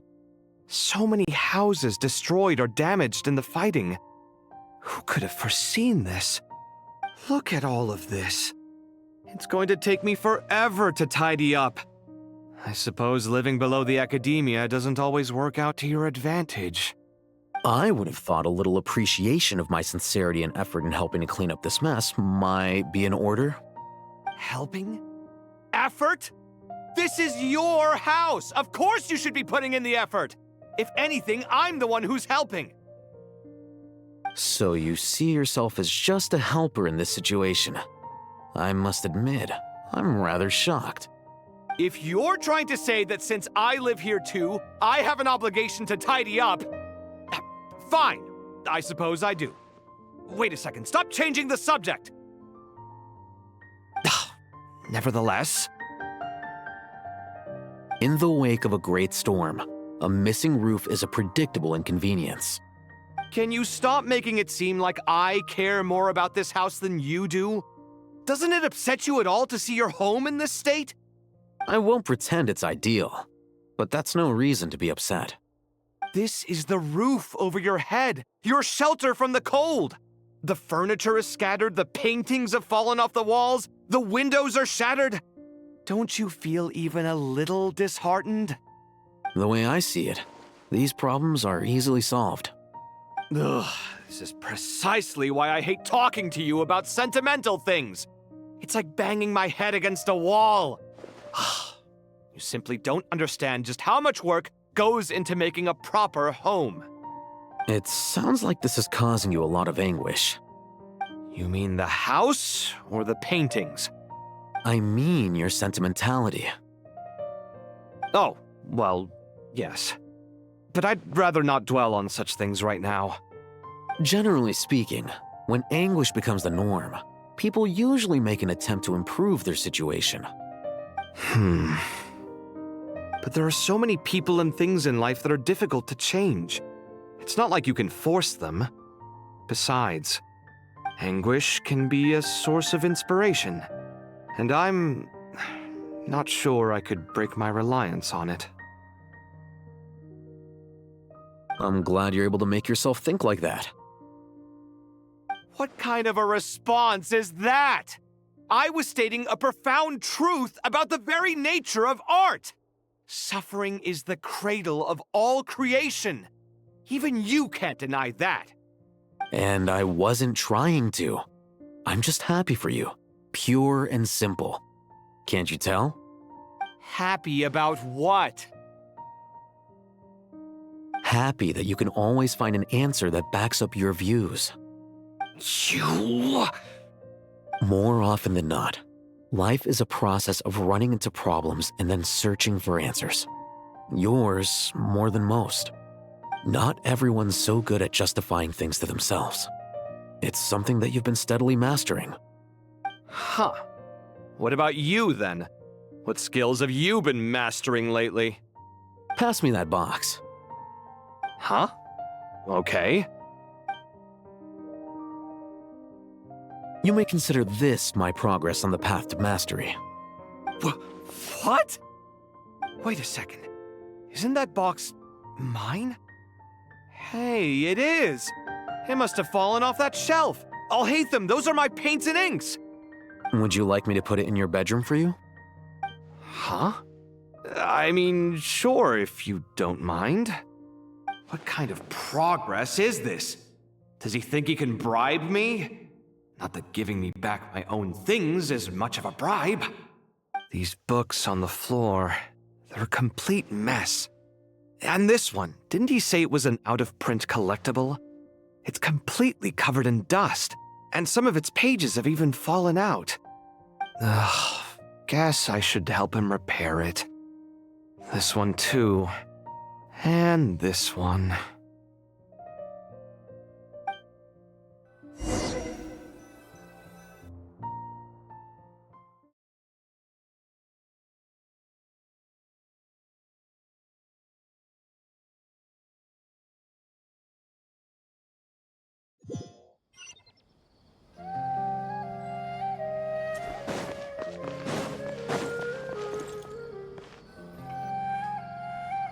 Local subter beasts, imported goods, such a bright future ahead. I can picture the Mora just rolling in.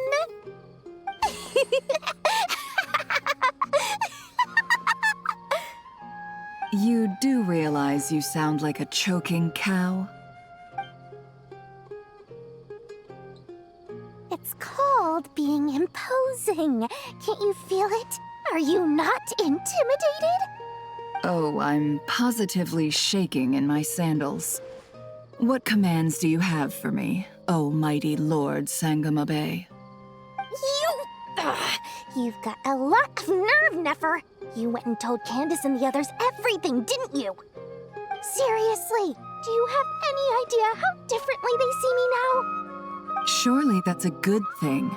I presume they're more disposed to actually like you now, maybe even view you as a friend. You traded my secret for sympathy! Thanks to you, I've lost every last shred of my mercantile majesty. How am I supposed to make anyone think I'm a big, scary investor now? The dark days of Lord Sangama Bay are behind you. Why not take this chance to make a few honest friends? Speaking of friends, since when did the notorious Lady Nefer gain such an admiration for holier-than-thou types? A moon chanter here? An angel there? Who'd have thought it? A coming together of fates, nothing more. No need to throw around accusations of admiration. Forget it. You're right about one thing at least. Making friends is never a bad thing for a merchant. Still, I really took a loss this time.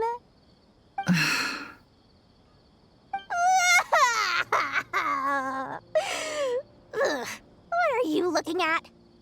I'm trying to see if you're really crying or if those are just crocodile tears. A little birdie told me that when Lord Sangama Bay makes money, the tears flow from the center of her eyes. But when she loses it, they flow from the corners. Which is it this time? Ugh, you are so annoying. I'm not talking to you anymore. Nefer, thank goodness you're here. I've been looking everywhere for you. Huh? Oh, well. If it isn't the House of Dana's very own librarian. What can I offer you today, Miss Katayun? Oh, no. I'm not here to buy. I'm here to bring Lady Nefer a book, and a fascinating one at that. We agreed to meet at the entrance to the mausoleum of King Deshret. One more thing. I bought this copy with my own money. It's not borrowed. Reasoning knows not time of day, but suspense always follows a blizzard. That's quite the mouthful. Huh? Isn't that the one that... It was all the rage for a while. People throughout the city were clamoring to get their hands on a copy. The names inside were all circled. Everyone thought it was a riddle. Don't bring up that book in my presence. I don't even want to hear its name. That thing was nothing but a scam. Surprisingly enough, I've actually heard of this book, though it doesn't seem of much consequence. So, what truth lies behind it? You're from the Vahumana and you're asking me what the truth is? I'd say the actual truth was about the least important part of the whole episode. I brought you this book because it probably has the most interesting backstory of any in the House of Dana's collection, at least in recent years. As for its quality, well, you can judge that for yourself. Don't tell me it's actually any good. You may not know this, Lord Sangamabe, but Lady Nefer has a fondness for books with... how should I put this? Mixed reviews? No eye for good literature, huh? Perhaps she feels that bad books hide interesting secrets? But I shouldn't put words in her mouth. It's probably fair to say she prefers the conversations that books can spark over the substance of the books themselves. Suits my style as an intel broker, wouldn't you say? Very interesting, thank you. I'll return it to you once I'm done reading. And as it happens, I have something for you, too. Incense? I imagine you've already used up the incense I gave you last time. Here's some more. This batch is from Nodcry, so the scent won't be quite the same. Well, actually, I've been saving the incense you gave me. I couldn't bring myself to waste it without a special occasion. But I'll gladly accept this, too. And I promise I'll use it this time. Katayun, you haven't changed a bit.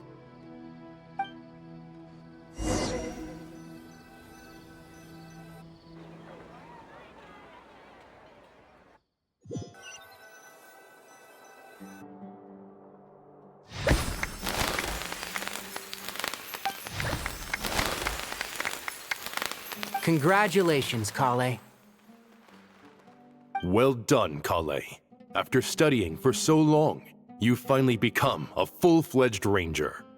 Sure hasn't been easy for you, huh? This really is fantastic news. All grown up. No longer a trainee, but an official forest ranger. Oh, the next step is to secure tenure in the academia. Thanks, everyone. It's true. I'm an official forest ranger now. Master Tainari, thank you for your guidance and support. I wish Mr. Sino were here so I could thank him too. Sino had a matter to attend to at the Temple of Silence. I don't imagine he'll be back for some time. But don't worry, we can celebrate together once he's finished. I'm afraid the party will have to wait. Kale still has some matters to attend to first. Kale? Is everything all right? No, it's not what you think. There's nothing wrong with my health. I just have a few things I need to deal with. I've made plans with the Traveler and Paimon to visit Mondstadt. Master Tainari and Mr. Sino will be accompanying us too. Well, that's a relief. Let's get together when everyone's back. I'm sure you'll be doing even better by then. Of course. I have a feeling you're right.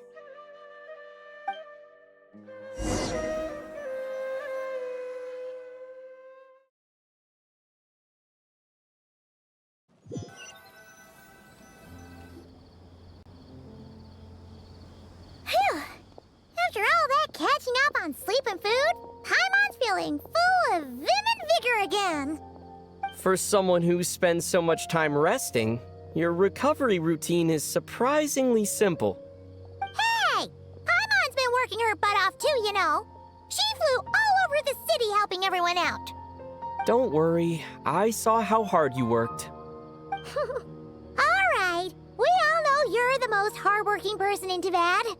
As long as you're rested and full, that's what really matters. Paimon's been looking around the place, and it seems like the city's already on the mend. But Paimon's been wondering how Nahita's doing. We should check in on her.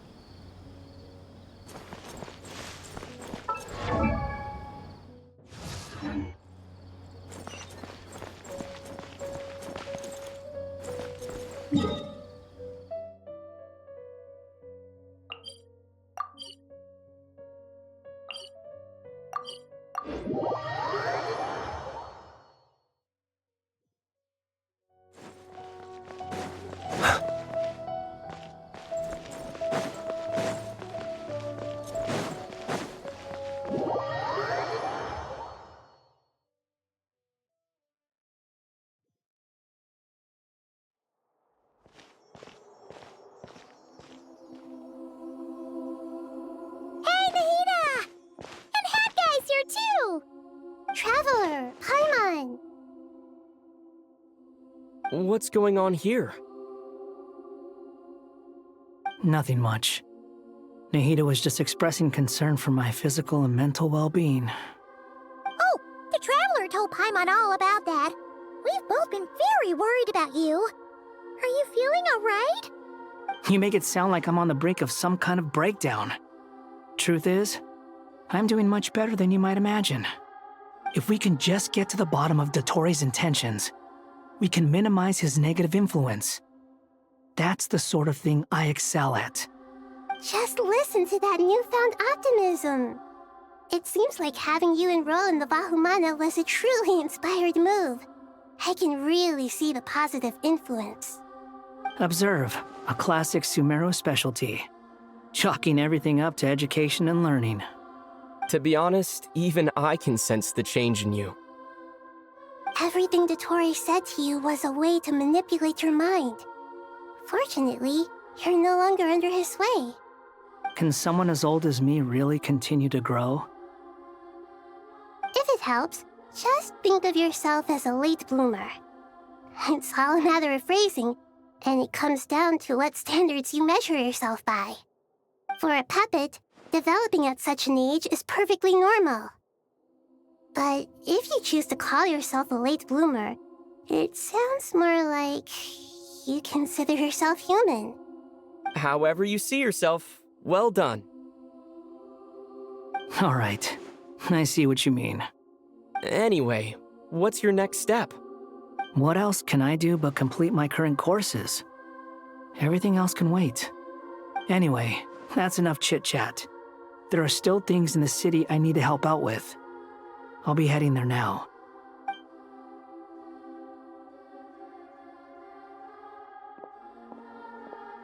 I'm so happy that Hat Guy is doing better than we thought. But what about you, Nahida? How are you holding up? The Pyro Gnosis burned down the corrupted Irminsul. The flames blazed for 7 days and 7 nights before they finally subsided. All that was left were the parts underground. Now, Aru shoulders the responsibilities that once belonged to Irminsul. The situation was contained before it got out of hand, so Tevat's most vital information has largely been preserved. Irminsul has a strong influence over you, doesn't it? How will you cope now that it's gone? There is no need to worry. Thanks to Nicole's extraordinary talents, my connection to Irminsul has been severed and transposed onto Aru. Angels can do things like that? They can. Such abilities are precisely what makes them so powerful. The goddess of flowers, Nabu Malikata, once claimed that she too could perform feats beyond the reach of mere mortals. In my eyes, much of what she went on to achieve reached such transcendent levels. Her and Nicole really are both fascinating and magnificent. So, does that mean your situation is stable now? Correct. Just imagine that Aru has become the new Irminsul, and the essence of my existence has been bound to it. The wisdom of Sumeru has ultimately converged into a single, unified entity. Should we ascribe this all to fate, or is it merely fortune? Whatever it is, the important thing is that you're okay, Nahida. Dendro Archon, Lesser Lord Kusanali. Oh, thank goodness you're here. Greetings, Traveler and Paimon. Sir Nevis, do you have something urgent to say? Yes, there's something I need to report. We've received a message from Snezhnaya.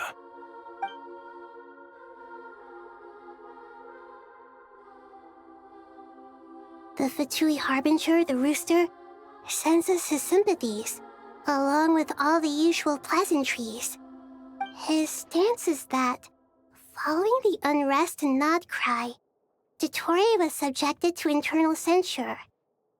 This madness was the act of a rogue element, one who cannot be seen to represent the Zapoliarni Palace. No less than can be expected. Snezhnaya paid a heavy price working to stop him. They even lost one of their own harbingers. The letter goes on to say that even so, Snezhnaya cannot claim to be blameless. Apparently, they will deal with Dottore's subordinates in accordance with Snezhnayan law, holding all those involved in his crimes accountable. Additionally, they are supplying relief funds and supplies, which are already en route. They hope this will aid in Sumeru's reconstruction. Sounds like he's got an answer for everything. True. But as diplomatic rhetoric goes, it's highly effective. Completely watertight, both in logic and sentiment. This disaster has had a profound impact on Sumeru. There is much that I will keep in my heart.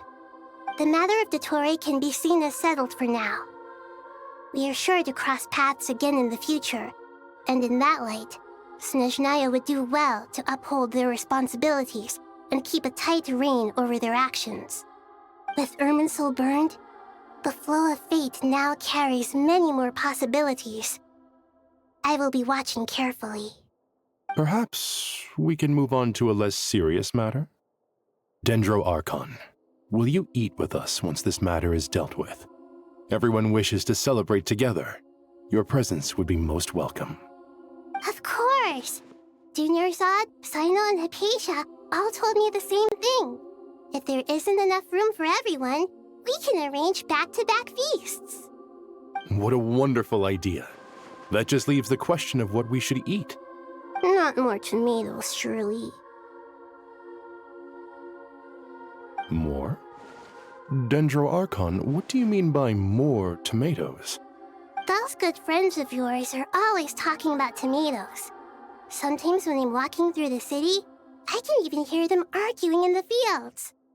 Since you see them so often, you must hear about tomatoes even more than I do. Tomatoes.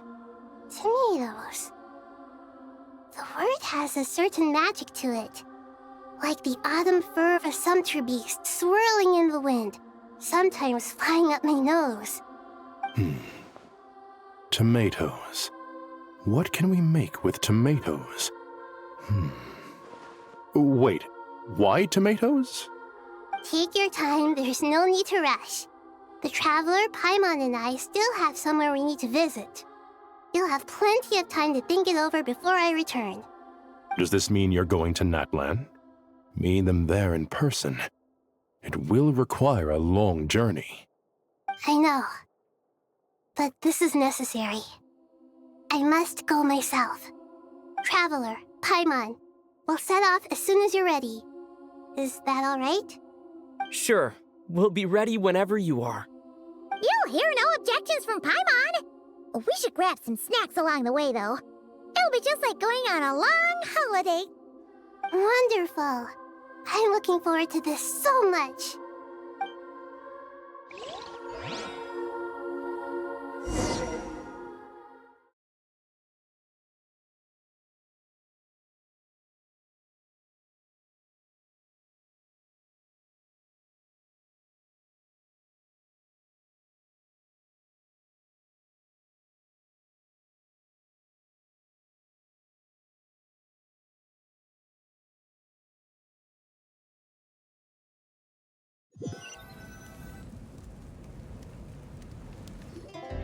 Natlan is such a lively place.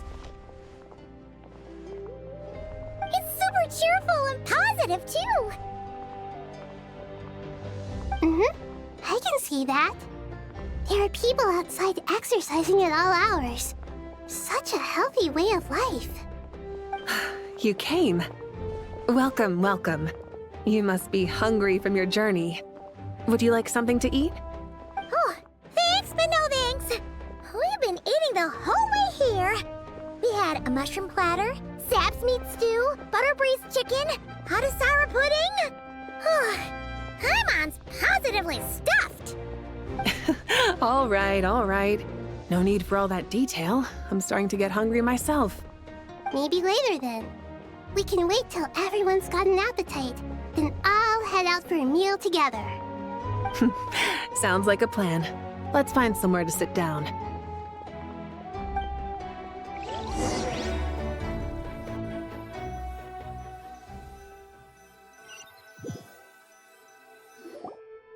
I should tell you, I already have some sense of why you've come. Why's that, Malika? To say thank you.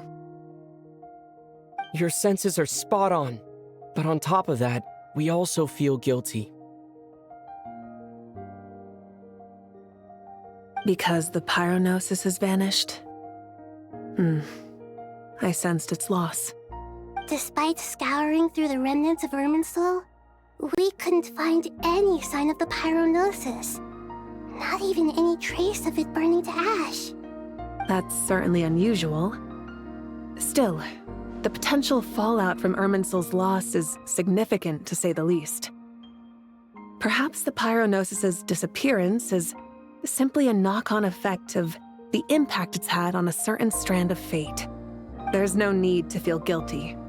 We were clear that this time, there was to be no returning, only giving. Pure and simple. Thank you really is a fascinating phrase. We use it to express gratitude for the smallest of things.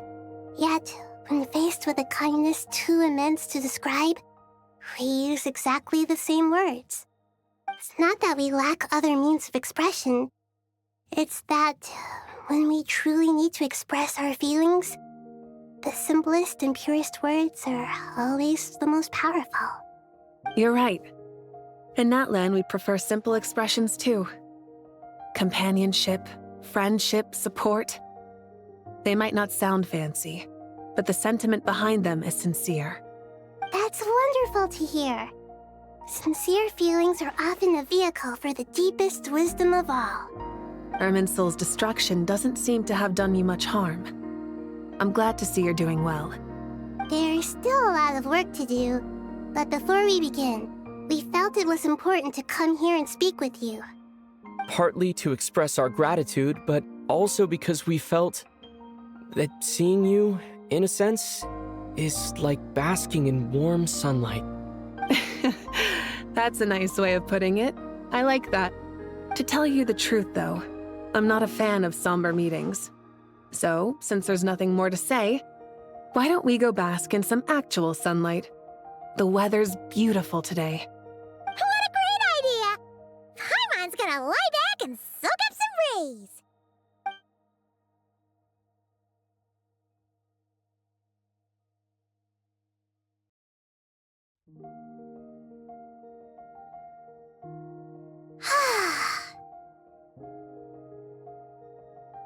In that case, I think I'll lie down for a bit too before we head to our next stop. And where might that be? Mondstadt. Paimon and I are gonna head back there with Kale and the gang. Long ago, I sensed that the god remains inside Kale had come from the goddess of flowers, but I kept it a secret.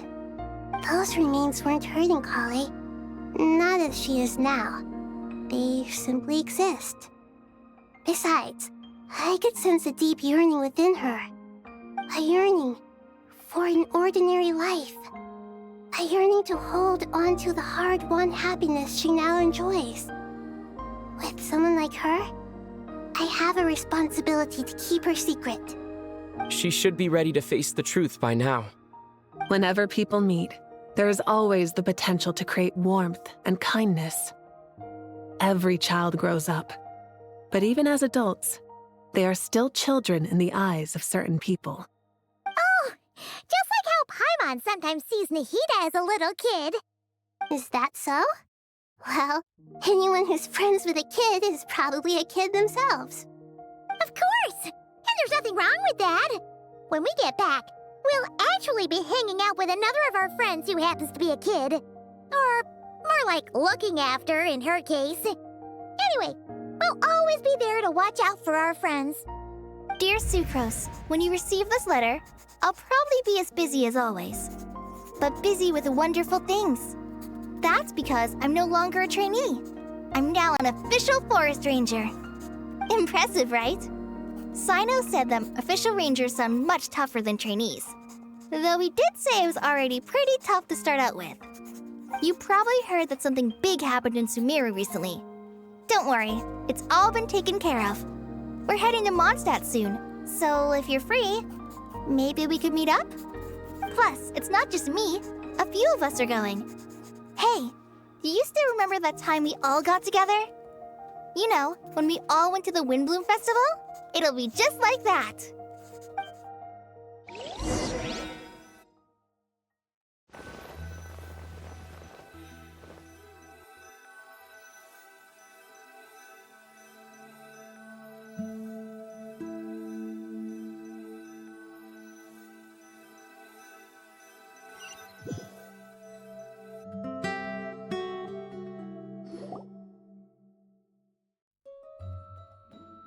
Dainari, is that... Don't you say it! Is that the great Vayu-Vyastra? Behold, the great Vayu-Vyastra, General Mahamatra. How times have changed. I wasn't expecting you to beat me to the punchline. You've changed. You've really upped the aggression in your battle against Sino's jokes. Kale, how did you know what I was going to say? For the love of... Hey! Traveler! Paimon, you're right on time! I hope we haven't kept you waiting. Kalei! Sucrose, it's been so long! How have you been? I've been well. Everything's going great. What about you? Are you still busy? Not at the moment. Oh, right! That juicer you gave us works amazing! Farzan loves it. Seriously? That's wonderful. I don't suppose you drew up a detailed test report. Oh, what fruits did you use? How's the texture of the final product? Sucrose, you might want to try asking your questions one at a time. Albedo! Paimon didn't see you there! It's been a while since all of us were together like this. How about we follow the same plan as last time? Good idea, my friend. You never disappoint. So, what are your identities this time? Don't remind him. First things first. Allow me to introduce our very own official Forest Ranger Kale. The rest of us are simply her humble travel companions. This sounds like one of those mushy stories that gets people hooked on some corny, heartwarming premise. Oh, is our story not heartwarming? If I recall correctly, there was even a scene like this in King of Invocations. Besides being heartwarming, our story's also about tough, impressive-sounding job titles.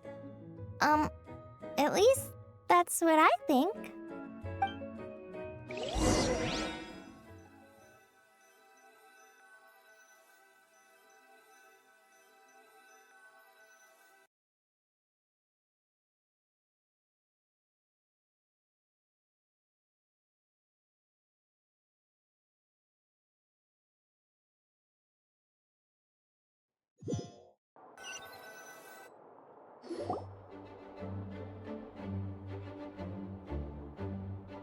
Oh, you're here already?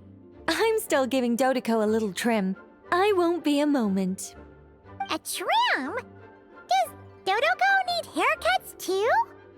Of course. It's important to know how to take loving care of the apples of your eye.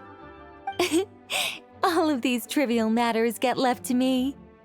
It's because I'm an angel, and angels are, in a way, the guardians of all Teyvat. Oh, definitely an impressive-sounding job title. What are you writing? I'm just brainstorming some cool-sounding lines. Oh, write them on these card backs. Of course. Clearly, my lines are pretty amazing, wouldn't you say? Miss Nicole. Kale? You seem a little nervous. I was just wondering, who was the person you mentioned who needed their wish fulfilled? Wish? What do you mean? Miss Nicole asked if we could meet up in Mondstadt once everything was over. She said a friend of hers had a wish that needed my help to come true. Well, you never mentioned that before. All we knew was that you'd arranged to meet in Mondstadt. But we thought it had something to do with the god remains. To be fair, everything I told you was true. Anyway, my friend is waiting. Come on, let's pay her a visit.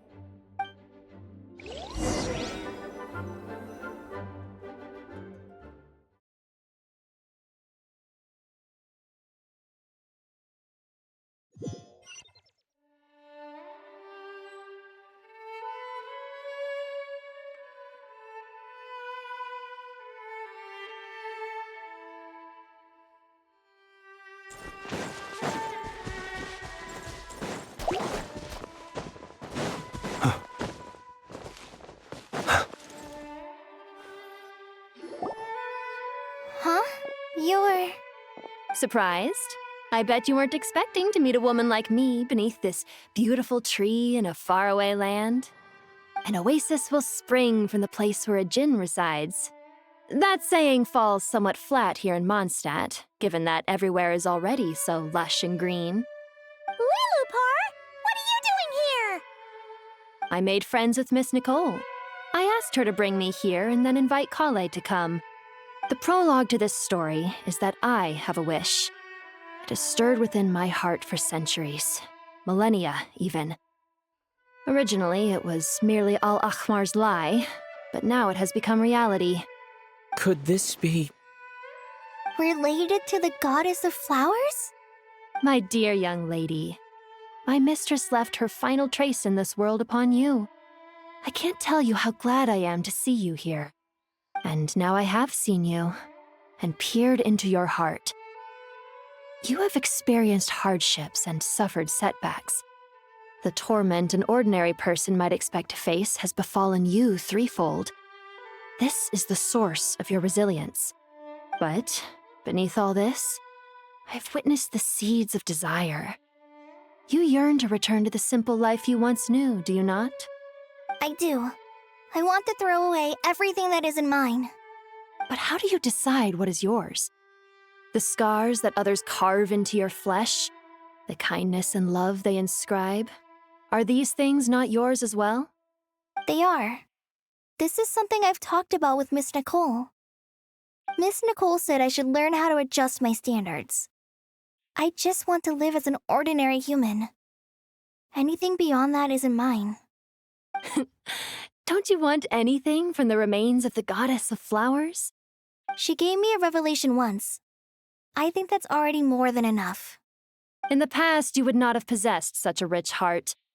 Your brief life has taught you to hold on to everything good, to home in on kindness. How fascinating.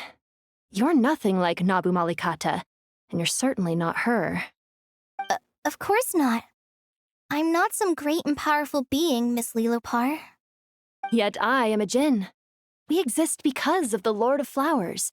We revere and love her. My wish is to see her one last time, to give everything for her.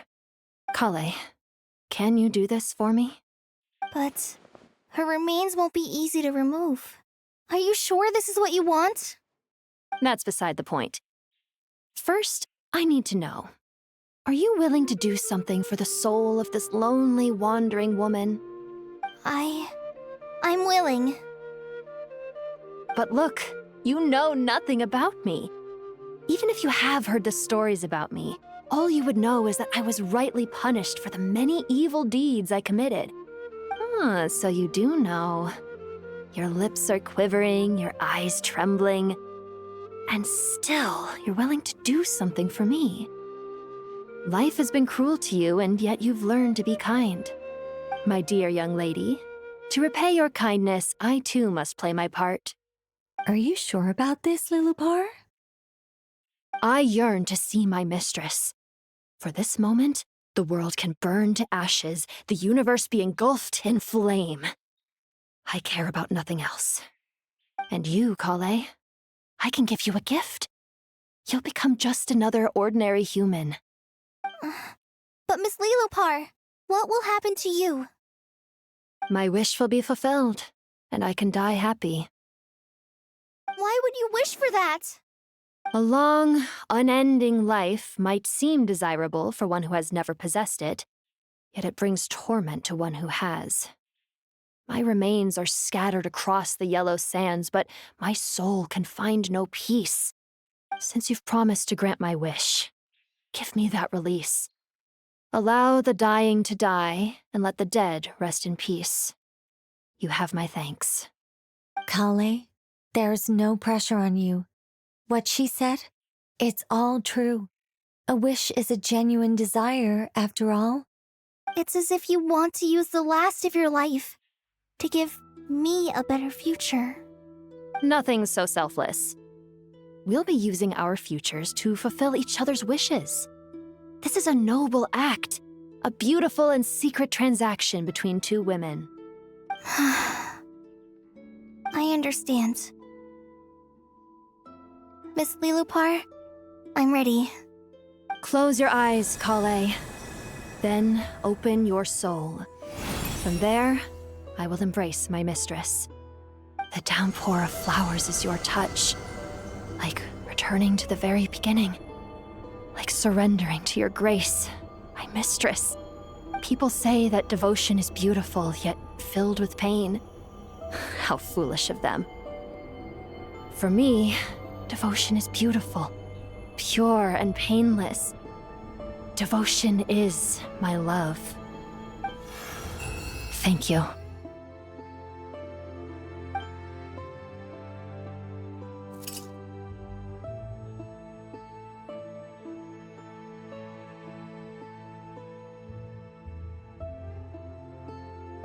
Lilupar! She disappeared? She left, carrying the blessing of flowers. Kale, are you alright? I'm fine. Now that the remains are gone, I don't actually feel any different at all. Those remains weren't hurting Kale. Not as she is now. They simply exist. Besides, I could sense a deep yearning within her. Kale must have already received what she was yearning for. I'm doing fine. I feel relaxed. There's really no need to worry. Then my wish has come true, too. To become ordinary? That's just one of my wishes. Actually, I have a few more. For instance, I want to protect the people I meet and help them find happiness. That sort of thing. So between Miss Lilupar and me, you fulfilled 2 wishes already, and protected 2 people. Wonderful, isn't it? Oh, I feel so fantastically happy. I guess that settles things here. So what's next? What do you want to do when we get back to town? Clay, look who I've brought to see you.